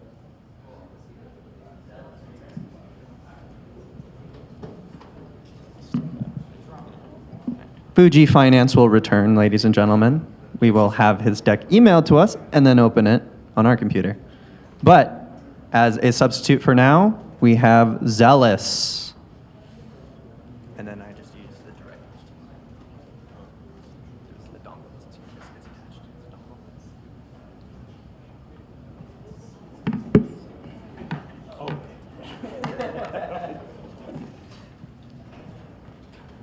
Yeah, what are you talking about? All right, and then Gregarious? All right, we got a cool name, Gregarious. Let's give it up for Gregarious. Woo! And there's the picture. All right, everyone need a stretch? Come on, hands up. I feel like I've been sitting down all day, no drinks yet. Like it's busy. Well, thank you for being here. I'm going to tell you a little bit about Zealous. It is our Web3 powered media platform. And the problem that we fundamentally solve is very simple. Making content is really time expensive and time consuming. And it turns out that if you spend more time making content, you make more money. So next 2 years or so, we expect about $4 billion in podcasting revenue. And that most of that money is going to go to the top 1%. What you probably don't know is to be in the top 1% of podcasts, all you need is 3,000 downloads per episode. Not very difficult to get to if you're a great community. So how do we ease the process of making more content? Our solution is simple. We let the community do it. And so the way that we scale content creation and ultimately revenue is by co-creating with our community. content, and basically leveraging and working and partnering with that community for all the functions that are required. We also blend in a bunch of AI and tools to basically make that process better. And I'll explain a little bit about it. So first step is creation. What we do with Zealous is we actually leverage your community to aggregate all of the conversations going on, being held by all of your holders. If you're a creator, maybe your audience or your fans. Bring all that content together and basically help you suggest and find the best content that your audience can create. This gives you now an infinite supply of content. We use a Reddit-like model where basically you can surface and upvote the best content from your own holders and basically service that into your new media network. All of this is tokenized, so your members, your audience, the translators, transcribers, et cetera, all get to participate in the revenue generated from this content. The second part, once you've got a bunch of content, it's usually not that usable all by itself, so we then need to produce that content. The production process is somewhat complex these days still, right? You have to edit it, you need to find the best moments, you need to service it, surface the best content, tweak it and tune it, translate it so it's more available for more audiences. And so we use AI as well as real-time insights from your content to actually find the best moments and then give your community the opportunity to participate in creating better moments from it. Once again, all of these roles can be tokenized, so everyone can participate in the process. Our tool basically provides an in-browser version for generating audiograms, which makes highly shareable content that you can leverage for any platform, regardless of the source. So we ingest content from any audio or video source, and then can recreate it into any video or audio source as well. And then you get to the distribution side, which is actually involving all of your community members in the process of marketing that content. So instead of starting with 0 audience, you start with 3,000, 4,000 listeners. And basically you leverage all of their existing networks as an additional way to get that content out to the world. So your community becomes your first set of listeners. They also become the recruiters for new members into the ecosystem. And they also get to share in the rewards that come from that. Well, so this is not my first rodeo. I've been an entrepreneur for the last 20 years. This is my third venture-backed company. But in addition, I've also been a creator from 2003, was a blogger, podcaster, et cetera. I've been building tools for the creator economy for the last 12 years. Started a company called Clout a long time ago, helped score people. Ran product at Creator Cash, the first bank for creators. And then, of course, my last company, Shoot, was a user-generated content platform that worked with brands. My co-founder and I have been working together for almost 10 years now. He was an early hire at my last YC company. Today we are together in Techstars. We were just 2 all the way up until September of last year. Now we're 6 of us, so we've been building fast and shipping often. And it shows. We've got over 98,000, almost 100,000 different speakers already indexed on the platform. We've ingested more than 26,000 recordings. And we have about 1,000 creators on the platform using us now. We turned on revenue just in February. We are a revenue generating company, which has I've never been so surprised to make $10 in my life, but it was an amazing feeling. But yes, we do sell both lifetime NFTs as well as traditional fiat or SaaS-based subscription model. We're growing and building into the creator economy, and we think that especially in Web3, everyone is a creator, everyone is a participant, everyone's a producer. And so we believe that we can access and unlock all of the part-time creators as our starting point. We are starting with social audio, so Twitter Spaces, Clubhouse, et cetera, going into Web3 communities, and we will continue to evolve to include podcasters and everyone else after that. We fit into the ecosystem, and why people love us is that we dry up basically a couple $100 worth of software every month, so you don't have to use Otter, Descript, Zoom, and a whole bunch of other tools if you use Zealous. And then in addition, there's all the manual labor that goes into it, which probably doubles your cost basis every month just to produce anything. I know for a fact I used to spend $150 a month to generate a 30-second video, and then I didn't have enough time, so I just paid $150. We make money in a number of different ways, but at heart, we are a SaaS platform, so we generate revenue from our subscriptions, which unlocks capabilities. We also charge for utilization, so if you need more transcription, translation, et cetera, you pay for those services. We do plan to help creators basically sell and unlock their audience, so selling memberships, much like Patreon or OnlyFans might. So there are transaction fees from that, and then eventually, we do plan to introduce our own ad network where we can bring sponsorship dollars to your podcast, your media network as well. So placement fees will be part of that mix. We are raising $1.5 million, raised about $550,000 so far. Lemnis Cap is our lead investor. We also did Techstars last year. And we're happy to chat if you want to chat. And if you have any questions, happy to answer those. Even happy to show you the product if we have time.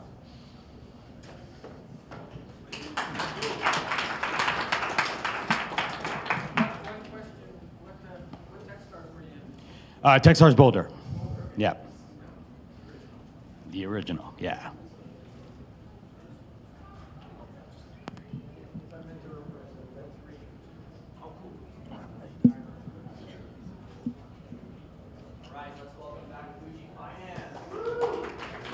Hello again. There it is. Let me put this down. Stay.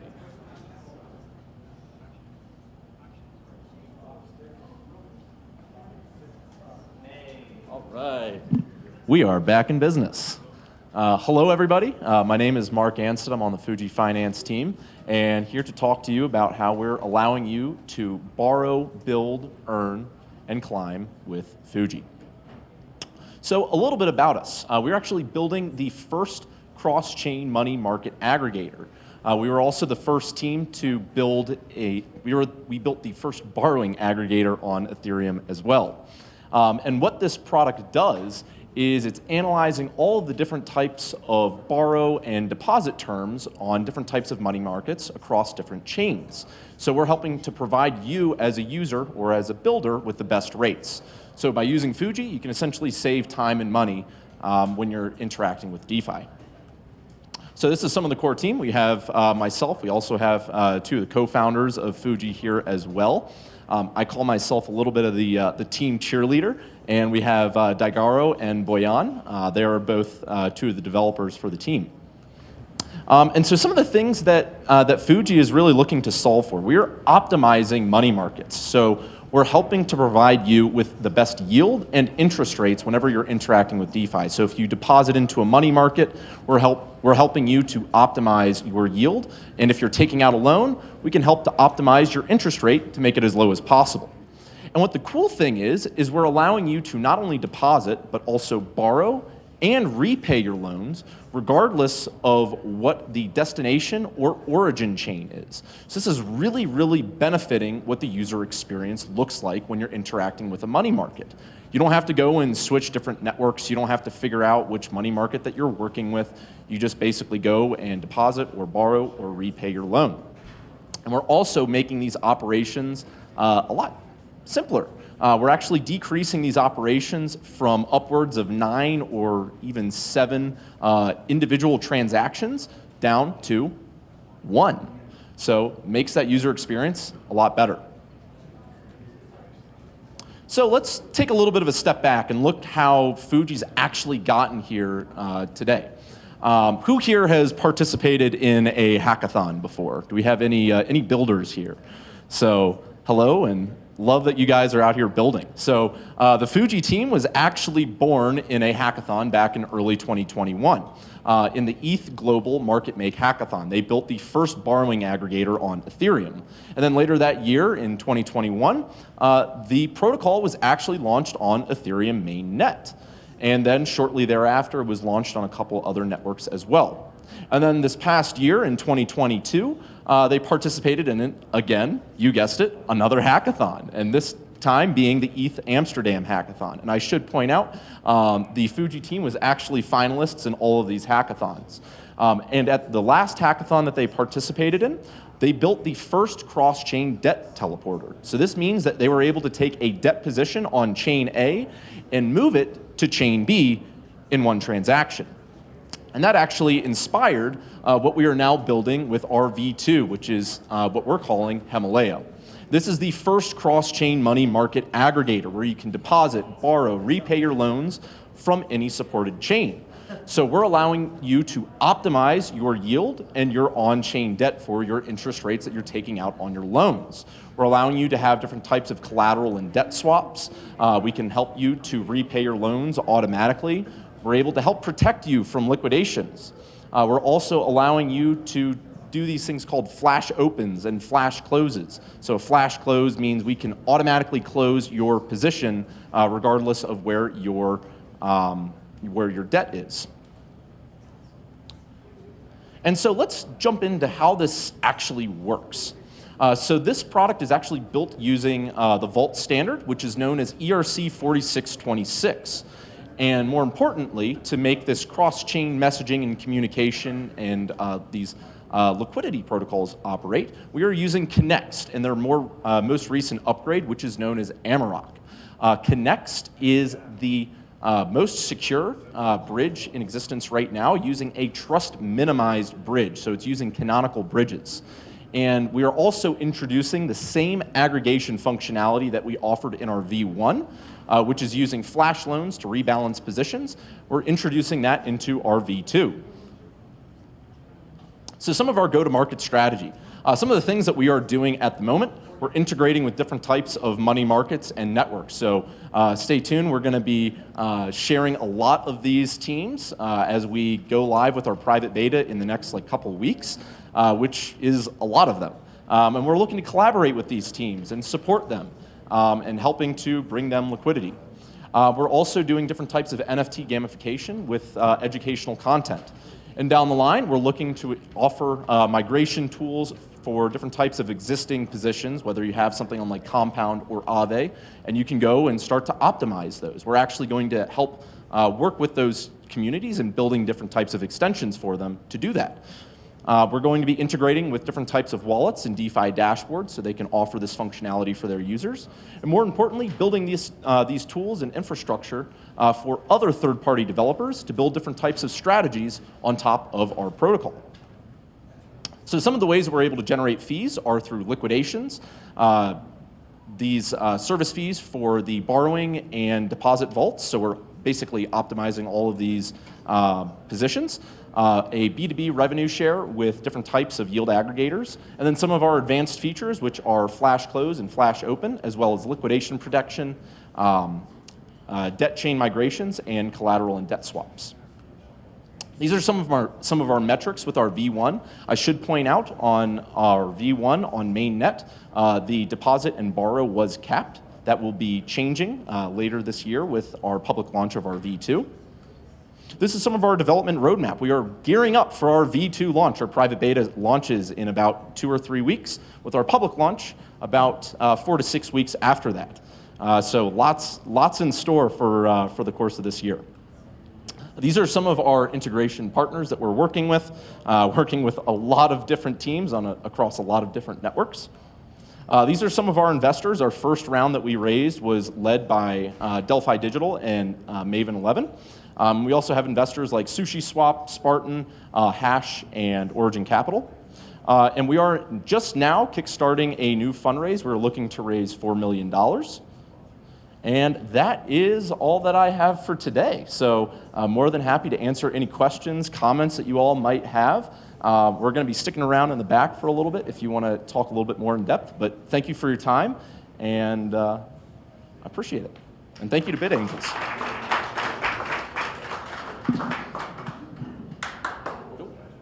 Thank you. All right, that was Fuji Finance. Next up, we have Ethos.io. Ethos.io, please welcome Adam, ladies and gentlemen. Please welcome Adam.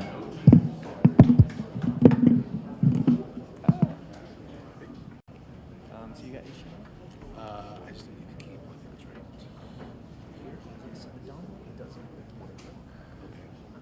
Is there an HDMI port on that side? Just plug those in.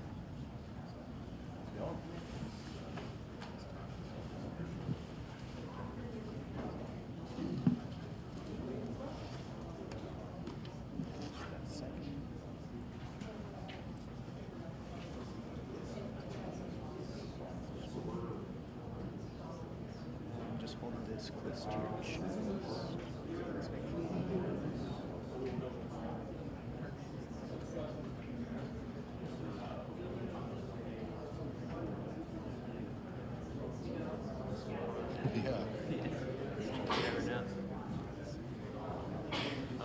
I also have surprising it doesn't work.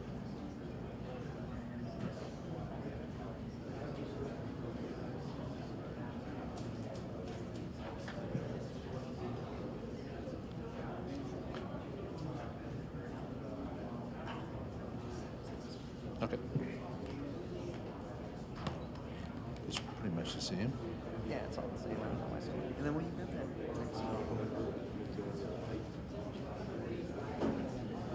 sweet. And then we can put it on full screen.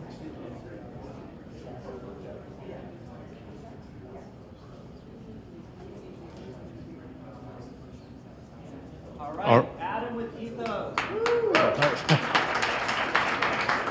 Thank you, everybody. Thank you, Rich, for having me and giving us the time. I'm just curious who I'm talking to here. So how many founders, entrepreneurs do we have here? Okay, a lot of us. Investors? Okay. Crypto enthusiasts? All right, well, I guess it's a lot of overlap there. Great, well, I'm kind of all the above, and I've had an interesting journey I want to share with you, and a vision of what we're trying to achieve and where we're trying to bring crypto. So our background, we've been through this before. Some of you may know the Ethos brand. We built a custodial wallet which supported over 200 coins. And a back-end blockchain system. We integrated that into a company which formed a public company, Voyager, and we built their payment rails, processed over 5 billion in transactions. We left that company 2 years ago. I think you may know what happened with the unsecured loans that the CEO made, and went from a $3 billion market cap to zero in about 30 days. It was quite painful. And so we said, well, let's build a company where that can't happen, and where people have opportunities. Yes, thank you. I think that's a worthy goal. So we are putting together, trying to rebuild a trading platform for everybody where there's no decentralization, because I don't think the point of blockchain was to recreate Bear Stearns on a ledger. The point was to put power into individual users' hands, and that's what we're doing.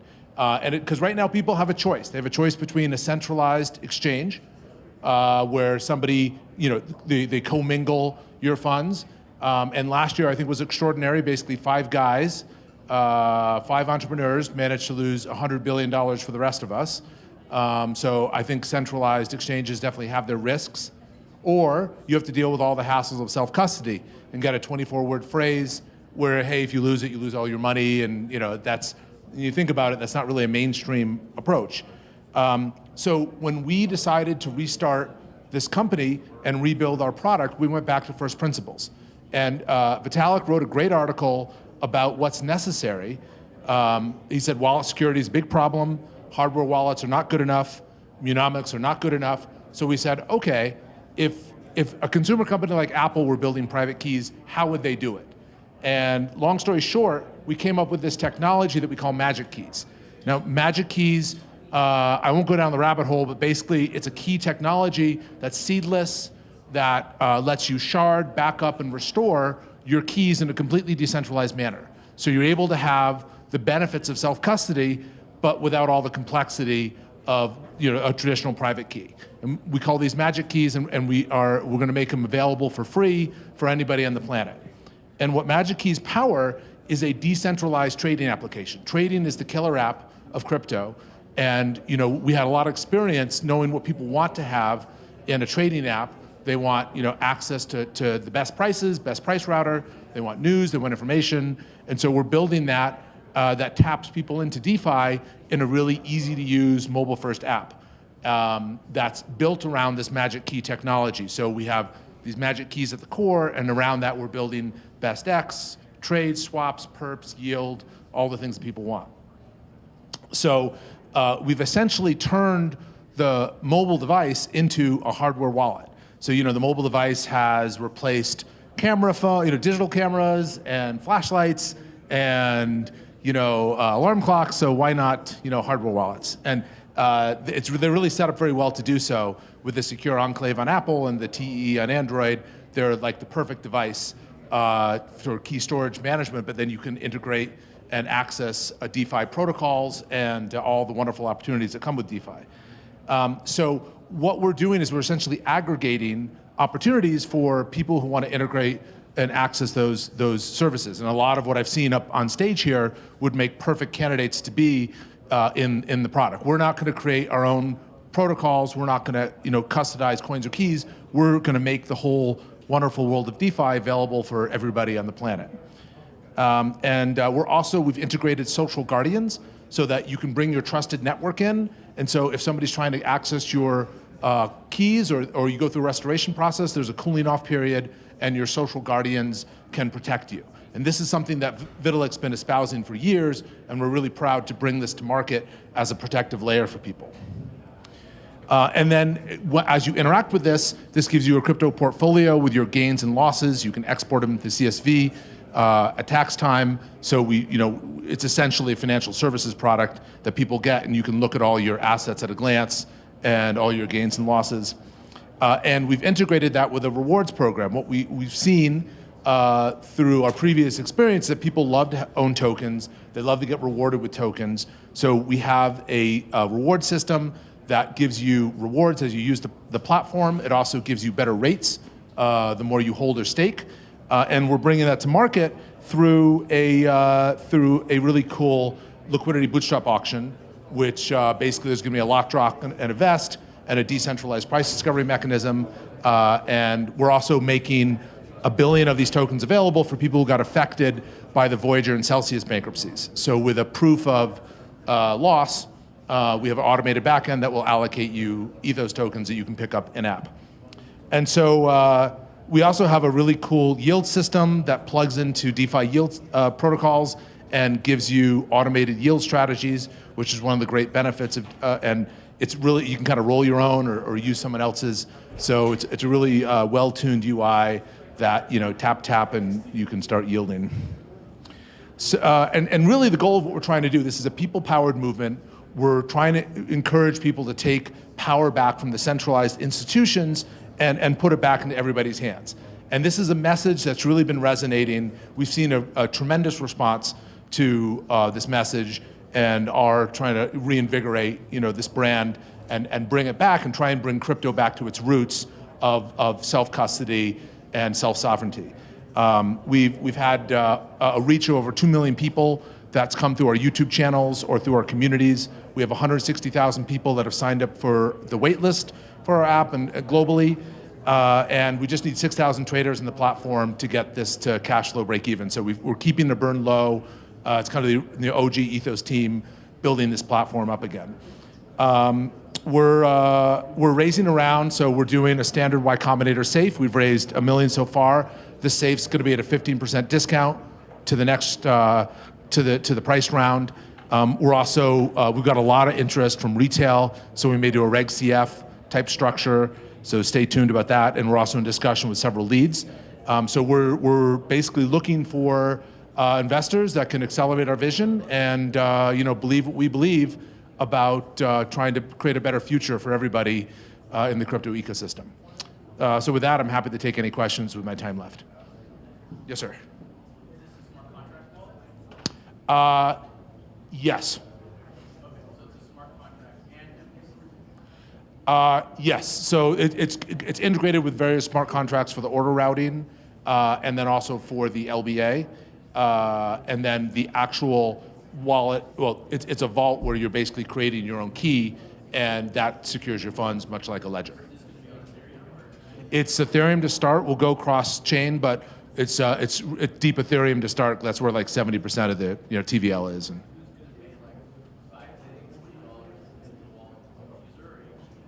the user will pay gas, and when you accumulate enough rewards, then hopefully it'll be worth it. We will go to like an L2 for that. Once we get we have it in our roadmap.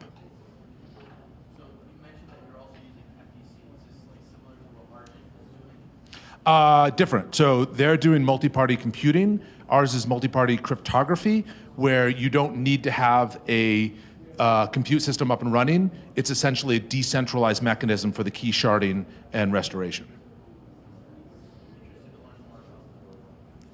Happy to share. Yes.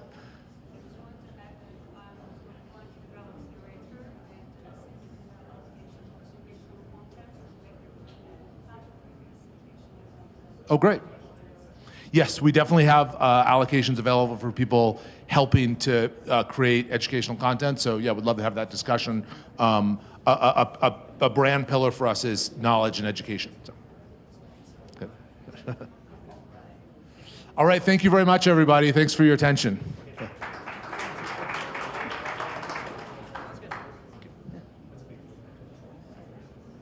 All right, please welcome Kenny from Spear.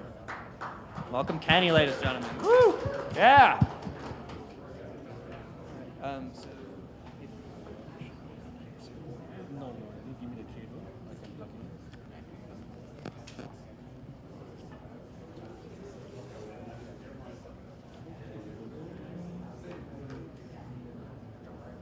there you are. Sweet. All right. Good. Hi, everybody. I'm Kenny from Spear. And before I start this presentation, I would like to ask two questions. So, how many of you have a Quest or Quest Pro or Quest 2 in your hands? Can I have a raise of hands? Okay, see one there behind. And how many of you own NFTs? Can I have a look? Well, quite a lot of you own NFTs. All right, that's good. So what are we doing at Spear over here is that we are into the immersive social space for the Web3 era. In short, we are building something interesting on the virtual reality world itself.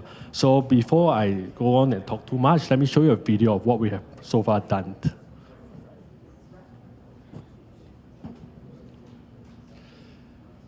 Yep, as you can see, you can actually load your own NFT space. You can choose your avatars. You as a player, as an engager, you can actually choose whatever you want. You can load your own photos in 360 format, and you can actually load it in your space you want. You can work with real time. Anything on your laptops or desktop, you can cast it up there and it can work in VR. And of course, this is the NFT portion. Whatever they work and whatever you play, whatever display in the room itself, you can actually download it as an NFT, and you can actually trade it in OpenSea, and you can actually pass it around anywhere you want. Invite friends to work on ideas, work in real time. You can save it, you can pass it, you can play games, and you can also take photos.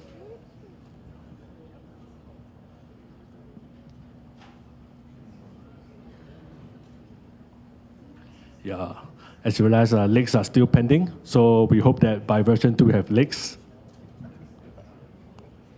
Okay, so what makes us different? First of all, Web 2 social. We are all familiar with social media from Web 2. We talk about Facebook, Instagram, or even WeChat. And we realize that it is very restrictive in the sense that it's only on phones. You can only use your words or emoticons to communicate with one another. But we're using VR, you can actually work with 3D, and you have your hand gestures. You can see your facial features, you can have hand gestures, you can collaborate real time. And the difference between us and other Web3 social players is that a lot of people, when they talk about metaverse, they're actually working on browser or game files. Ours is a true metaverse where you have to put on your VR goggles to receive the true immersive experience. And the real-life application of this is endless. First of all, you can actually work in real time.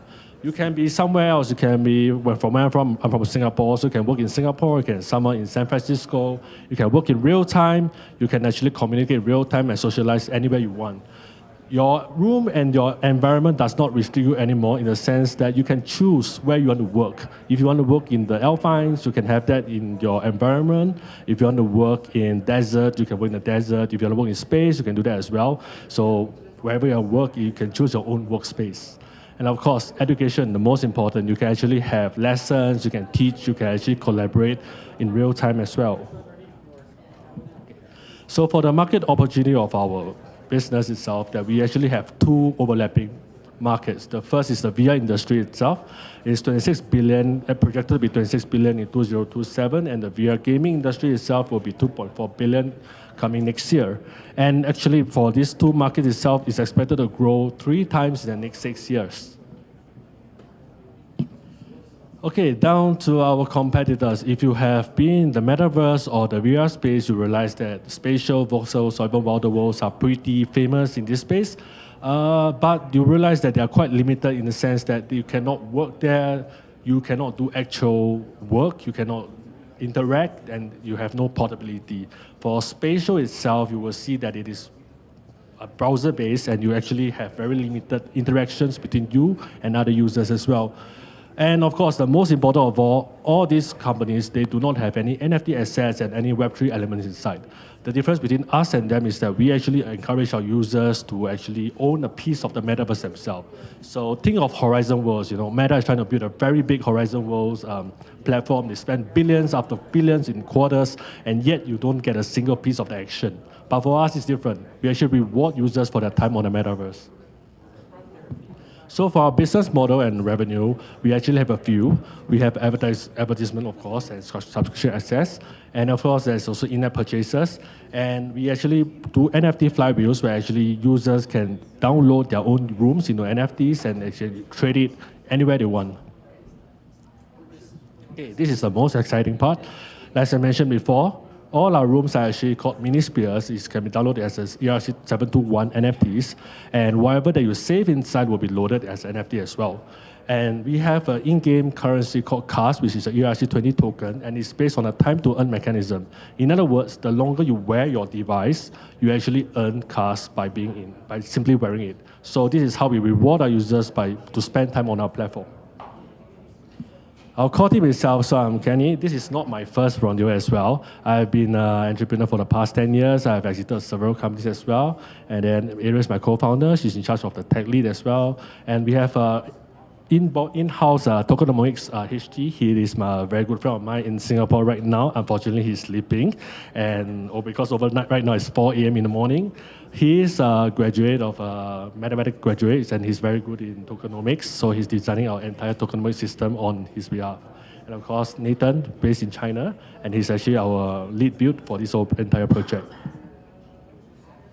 Okay, so this is our roadmap right now. Actually, we have already passed our roadmap. We have fulfilled a lot of things in advance.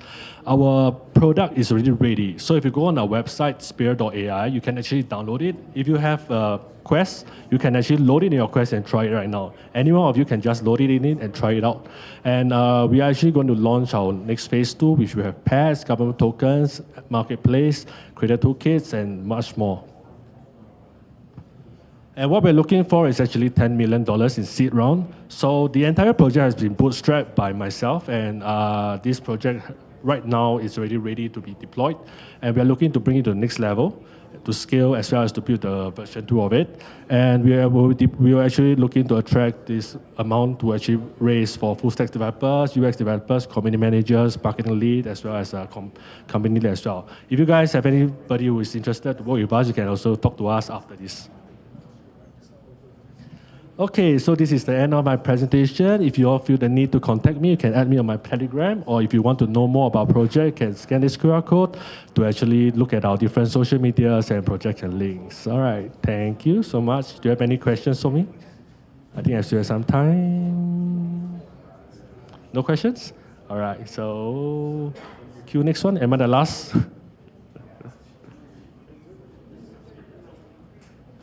Oh, it looks I'm the last. All right.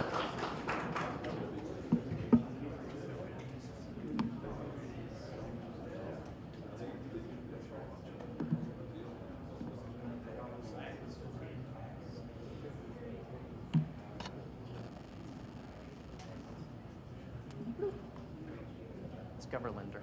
Yeah, Goverland, sweet. All right, next up, we got Goverland. Let's give it up for Goverland. It's Andre, right? Yep. And it's Andre. Do you have HDMI on that one? If not, then it's on here.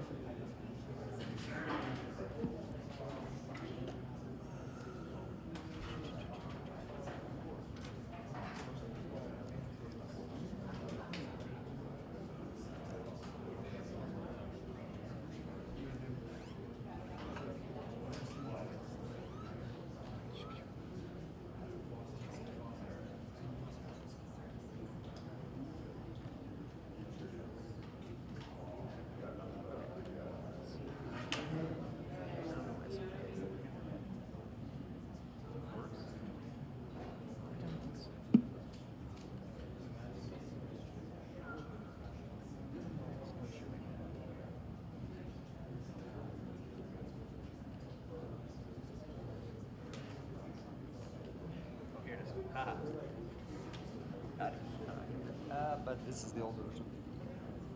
This is the one we have. This is the one we have. Kind of. I don't know if people have different. How are you doing? Now it's some link.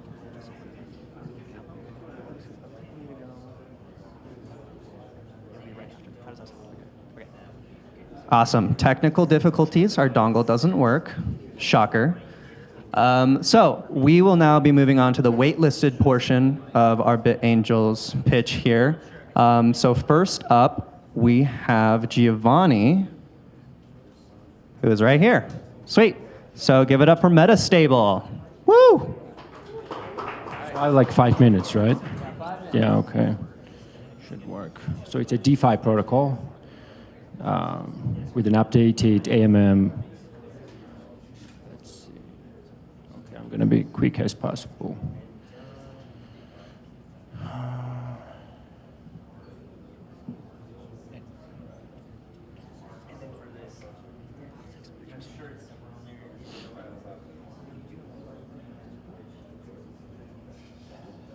Okay, so we are Metastable building on Hedera layer 1.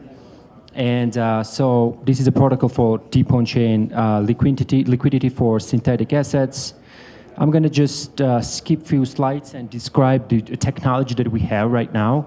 So here is a market depth formula. So we have stable swap invariant, Uniswap invariant, constant price, and metastable invariant with a 10x depth.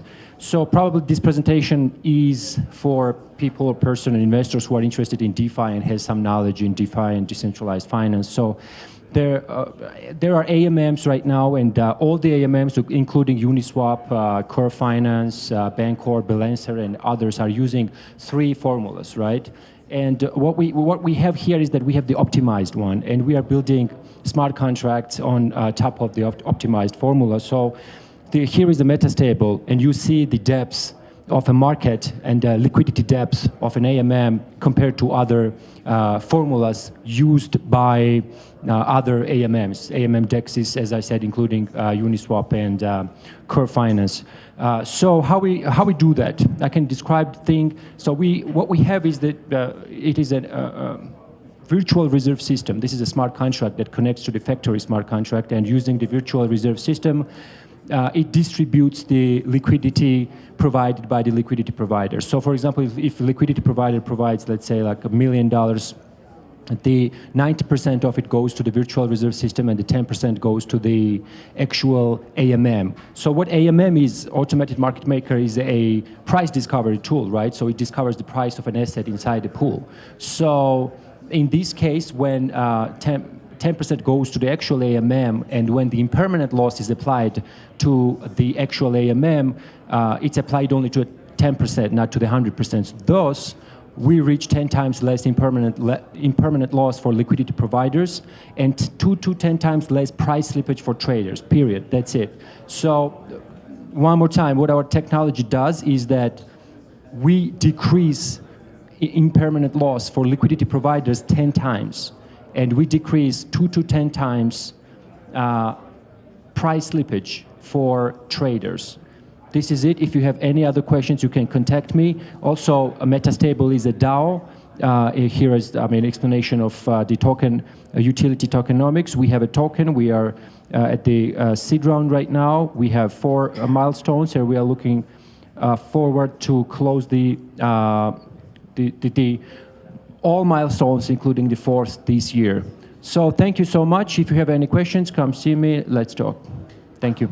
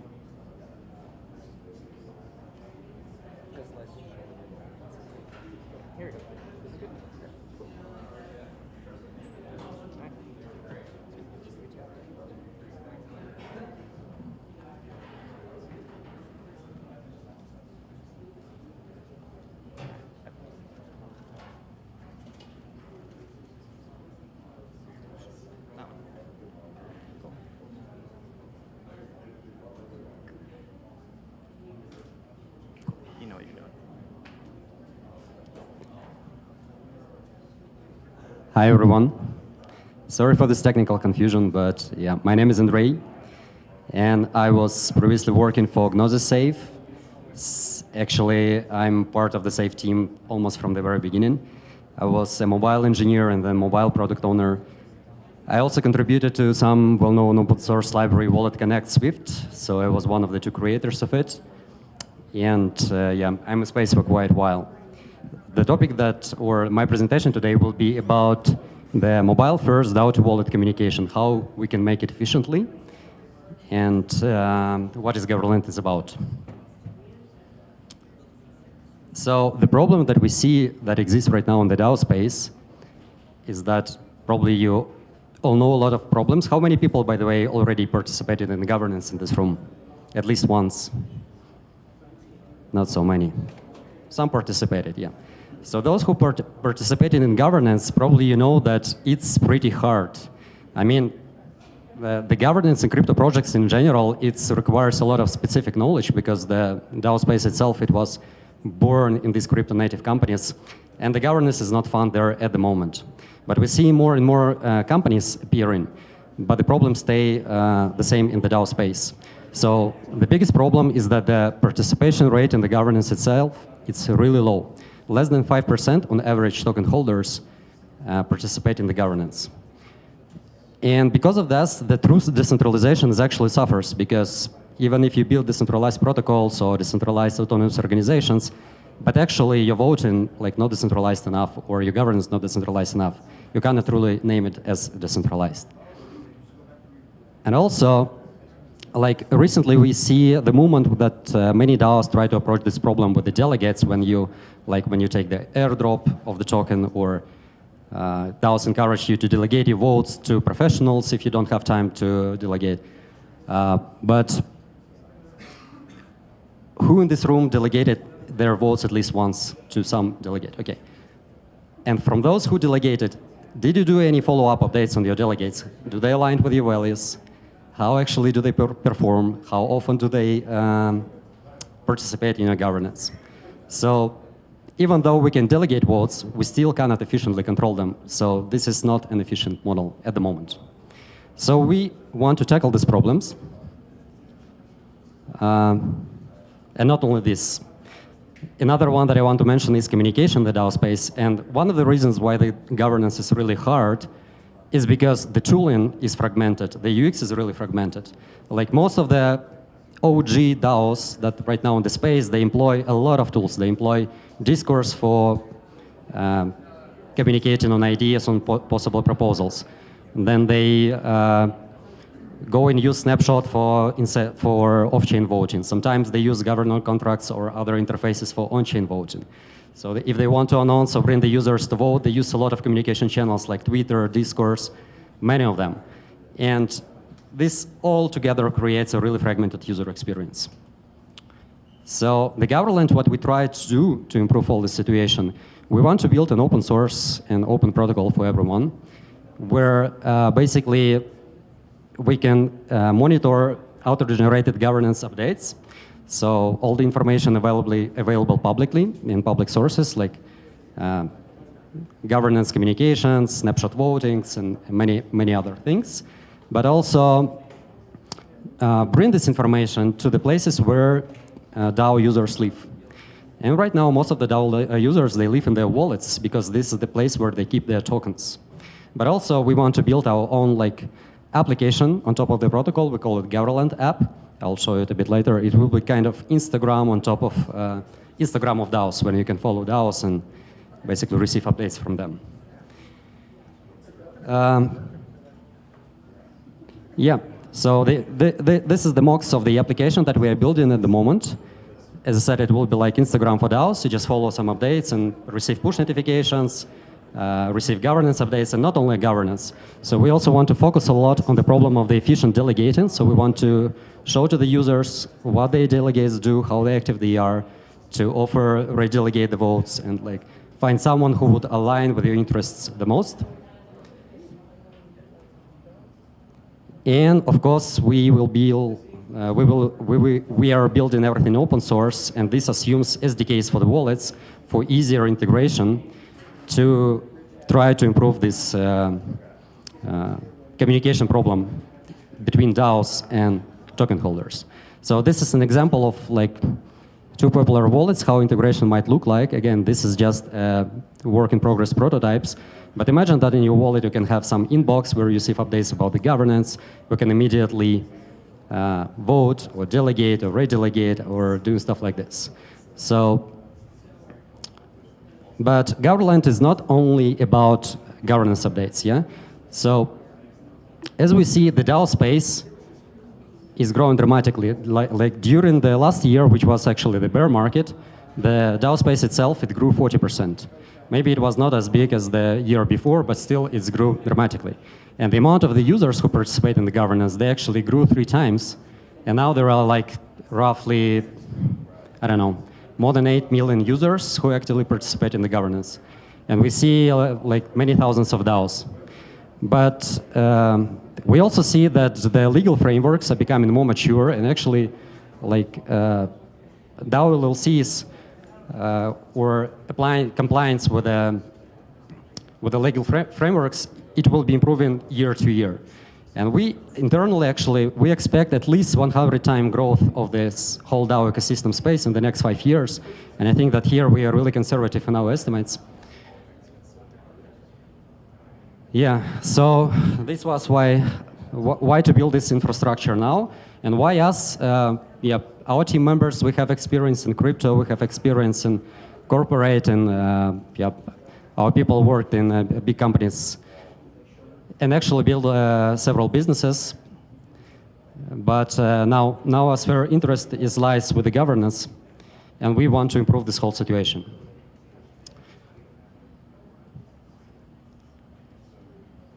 We are pre-seed stage, and we are looking for $1.2 million. We need this to build the first version of the open protocol, the first implementation of Governland app on top of this protocol, admin interface for the DAOs to create DAO-generated events, and the first integration with a well-known wallet. That's it. Thank you. Thank you, Governland. All right. Sorry, there will be time for socializing after. Only got so much time left. Next, we got Trustor with our speaker, John, over here. Get up for Trustor. All right. Thank you, thank you. Yeah, right. Right. Cool thing. All right, can everybody hear me? So cool. All right, well, let's get this thing kicking off. So, I'm John Osler. I've been called a lot worse things, but I do prefer John. So, and I'm here with Trustor. So, one thing we're going to talk about here is what happens to your digital wealth when you die. Now, it's not something a lot of people like to think about. Nobody's like, man, I'm about to go, walk out here and get hit by a bus, but that kind of shit happens. So, what's going to happen to your digital wealth if you don't have a plan in place? Now, the problem here is estate planning is important. We have to do it. You can't, if you've got people you love, you've got family you love, you can't just let this, go to whatever, because with crypto assets, the whatever is they disappear. They're gone, or they're mistransferred, they're stolen. And that's just not acceptable as an answer. So the other problem is that traditional legal devices like wills and trusts don't work very well for digital assets. The problem is that they're not on-chain. They have no on-chain existence, so they can't reach out and grab the digital wealth that you have. So you could have a very expensive trust, which is a very expensive piece of paper that does nothing for your digital wealth. So that's a problem that we came into, is going, okay, what fundamentally is the issue here? And what we found was there are, in essence, 2 tracks. There are folks that are trying to fix this on the legal side, and there are folks trying to fix this on the technical side. And what we found is they have no idea what each other is doing, and they're both doing it the wrong way. And so what we've done is, in essence, fused these 2 approaches. We've taken the law, and we've taken smart contract technology, and we've put it together for implementation with a trust. So we're using trusts simply because wills have problems.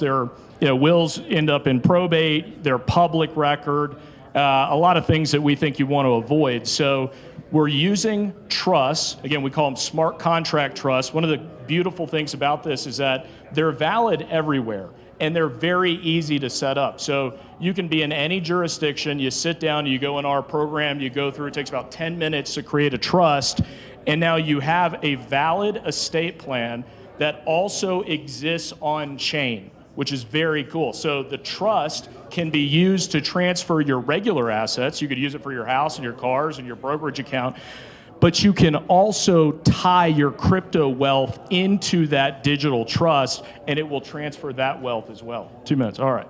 So just quickly, how big is the market? It's huge. We got 60 million digital asset owners in the US, $1 trillion market cap. The estate planning industry is a $180 billion industry. We intend to tackle all of that. We've got a couple of different verticals here on how we want to monetize this. One is, of course, direct to consumers, but we have direct to businesses, so direct to lawyers and law firms. We intend to create institutional settlement protocols for banks, private trust companies, et cetera. So, you know, just getting down to brass tacks, there's nobody else that's doing this right now legally. There are some folks out there that are, again, they've got technical solutions, but they're not based in law. And that's where we come in, is to have a technical solution to this problem that's also fully legal. As far as what we're looking for 250 grand just to get through the first phase here.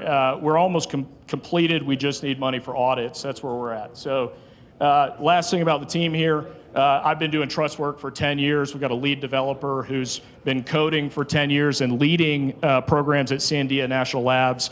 And finally, we've got a serial entrepreneur. It's kind of the glue that keeps us all together here. That's Jeff. So that's it for us. I'm going to stick around and be happy. All of us are here, so happy to answer questions. Sorry if I'm running over here, but 5 minutes goes fast, man. So appreciate it, guys. Thanks. All right, thank you, Trustor. Take your laptop. Please welcome House of Lyra and Michael and Taj. All right, this will be our last presentations. Let's make this work. All right, while that's getting set up, I just want to say thanks for being here. We're actually a partnership between a company called Interstellar and Ascension Arts. The project that we have and that we're presenting today is called House of Lyra. The first thing I want to ask everybody here is, how many of you know a project that would benefit from mass adoption? Raise your hand. Probably some, maybe even in your portfolios. So this is the problem that we're addressing, is mass adoption. And we feel what brings mass adoption is the media. The media and entertainment industry, film and music. Why? Because culture is what creates things like mass adoption. Culture is what fuels change in the world currently.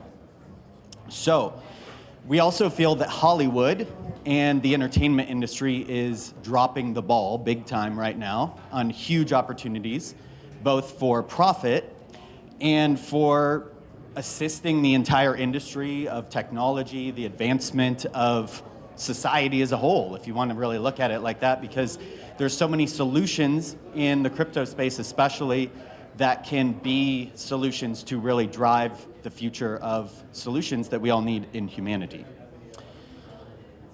And yeah, so while they're getting that set up, I'm still going to continue because we have a short amount of time. So how many people in here have seen the movie The Matrix? Raise your hand. So a lot of people. And I've done a little bit of preemptive market research since I've been at this event, and I'm aware that depending on your generation or your age, that a lot of people who are coders in this space actually even started coding because of The Matrix or maybe the movie Hackers, depending on your age. Why? Once again, that's culture, right? Because we see these movies, media, and film, and they pull us into culture. And so what we are looking to do as House of Lyra is update the cultural operating system, right? And the way that we are going to do this, one of the ways, is a flagship movie trilogy. So this movie trilogy will essentially be a synthesis of the Avatar, the Matrix, and Guardians of the Galaxy. But the big difference here is that we will be blockchain forward, both in the presentation, product placement, and narrative of the films and the music, but also in the entire way we operate through royalties, distribution, DAO. So catalyzing the industry both with the narratives in the entertainment and also in the way that we're operating in the industry as well. Just to give you an example of how this is done, once again, the Matrix, right? So you guys remember this part? Guns, lots of guns, right? That's a big quote. In that scene, Neo is depicted on an all-white background and he flips open that Nokia phone, right? A lot of people remember that Nokia phone because 49% of Americans say that if they see a product in a film, they will go out and buy it. So, so just now getting this up, probably won't use a lot of this, but this is our genre, multiverse genre. We are looking to catalyze not just this film. The film is just the flagship product, but we're looking to catalyze an entire multimedia production company working into podcasts, books, music, pretty much every angle here, but we are catalyzing that with a single film in the first trilogy that we will be releasing. We have all our major team in place. Of course, we'll be hiring a lot bigger team. But the other thing that is unique about this opportunity, the profit potential is obviously huge. Guardians of the Galaxy, actually, let's use Doctor Strange in the Multiverse because that's a little bit more recent. $950 million in revenue, right? If we could just capture 10% of that in the first movie, we're talking a huge amount of money. Considering that we are innovating the industry because we are in a very unique time and space in the industry because of tech and because of what's going on in society. Because of new technology like moving LED screens that integrate with gaming engines like Unreal, also AI technology, we can produce a $400 million film for $2 million with the team that we have in place. So this is a huge margin of profit opportunity.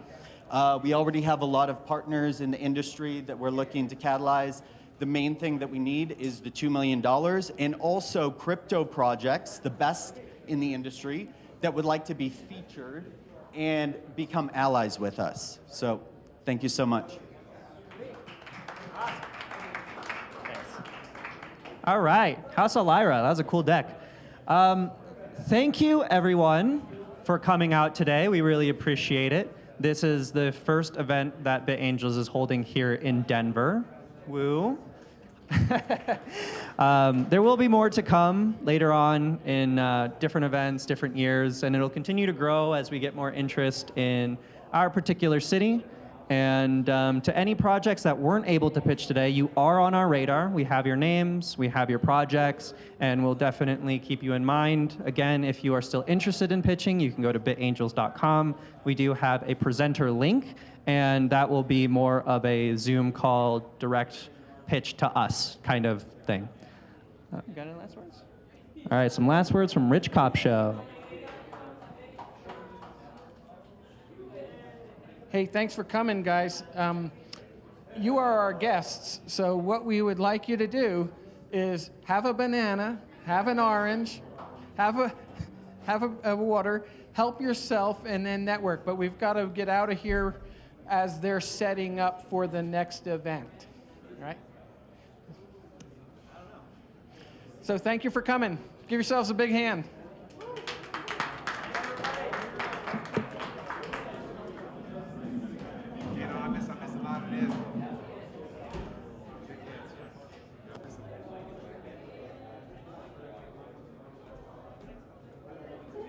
Yeah, that's why they have Google Maps.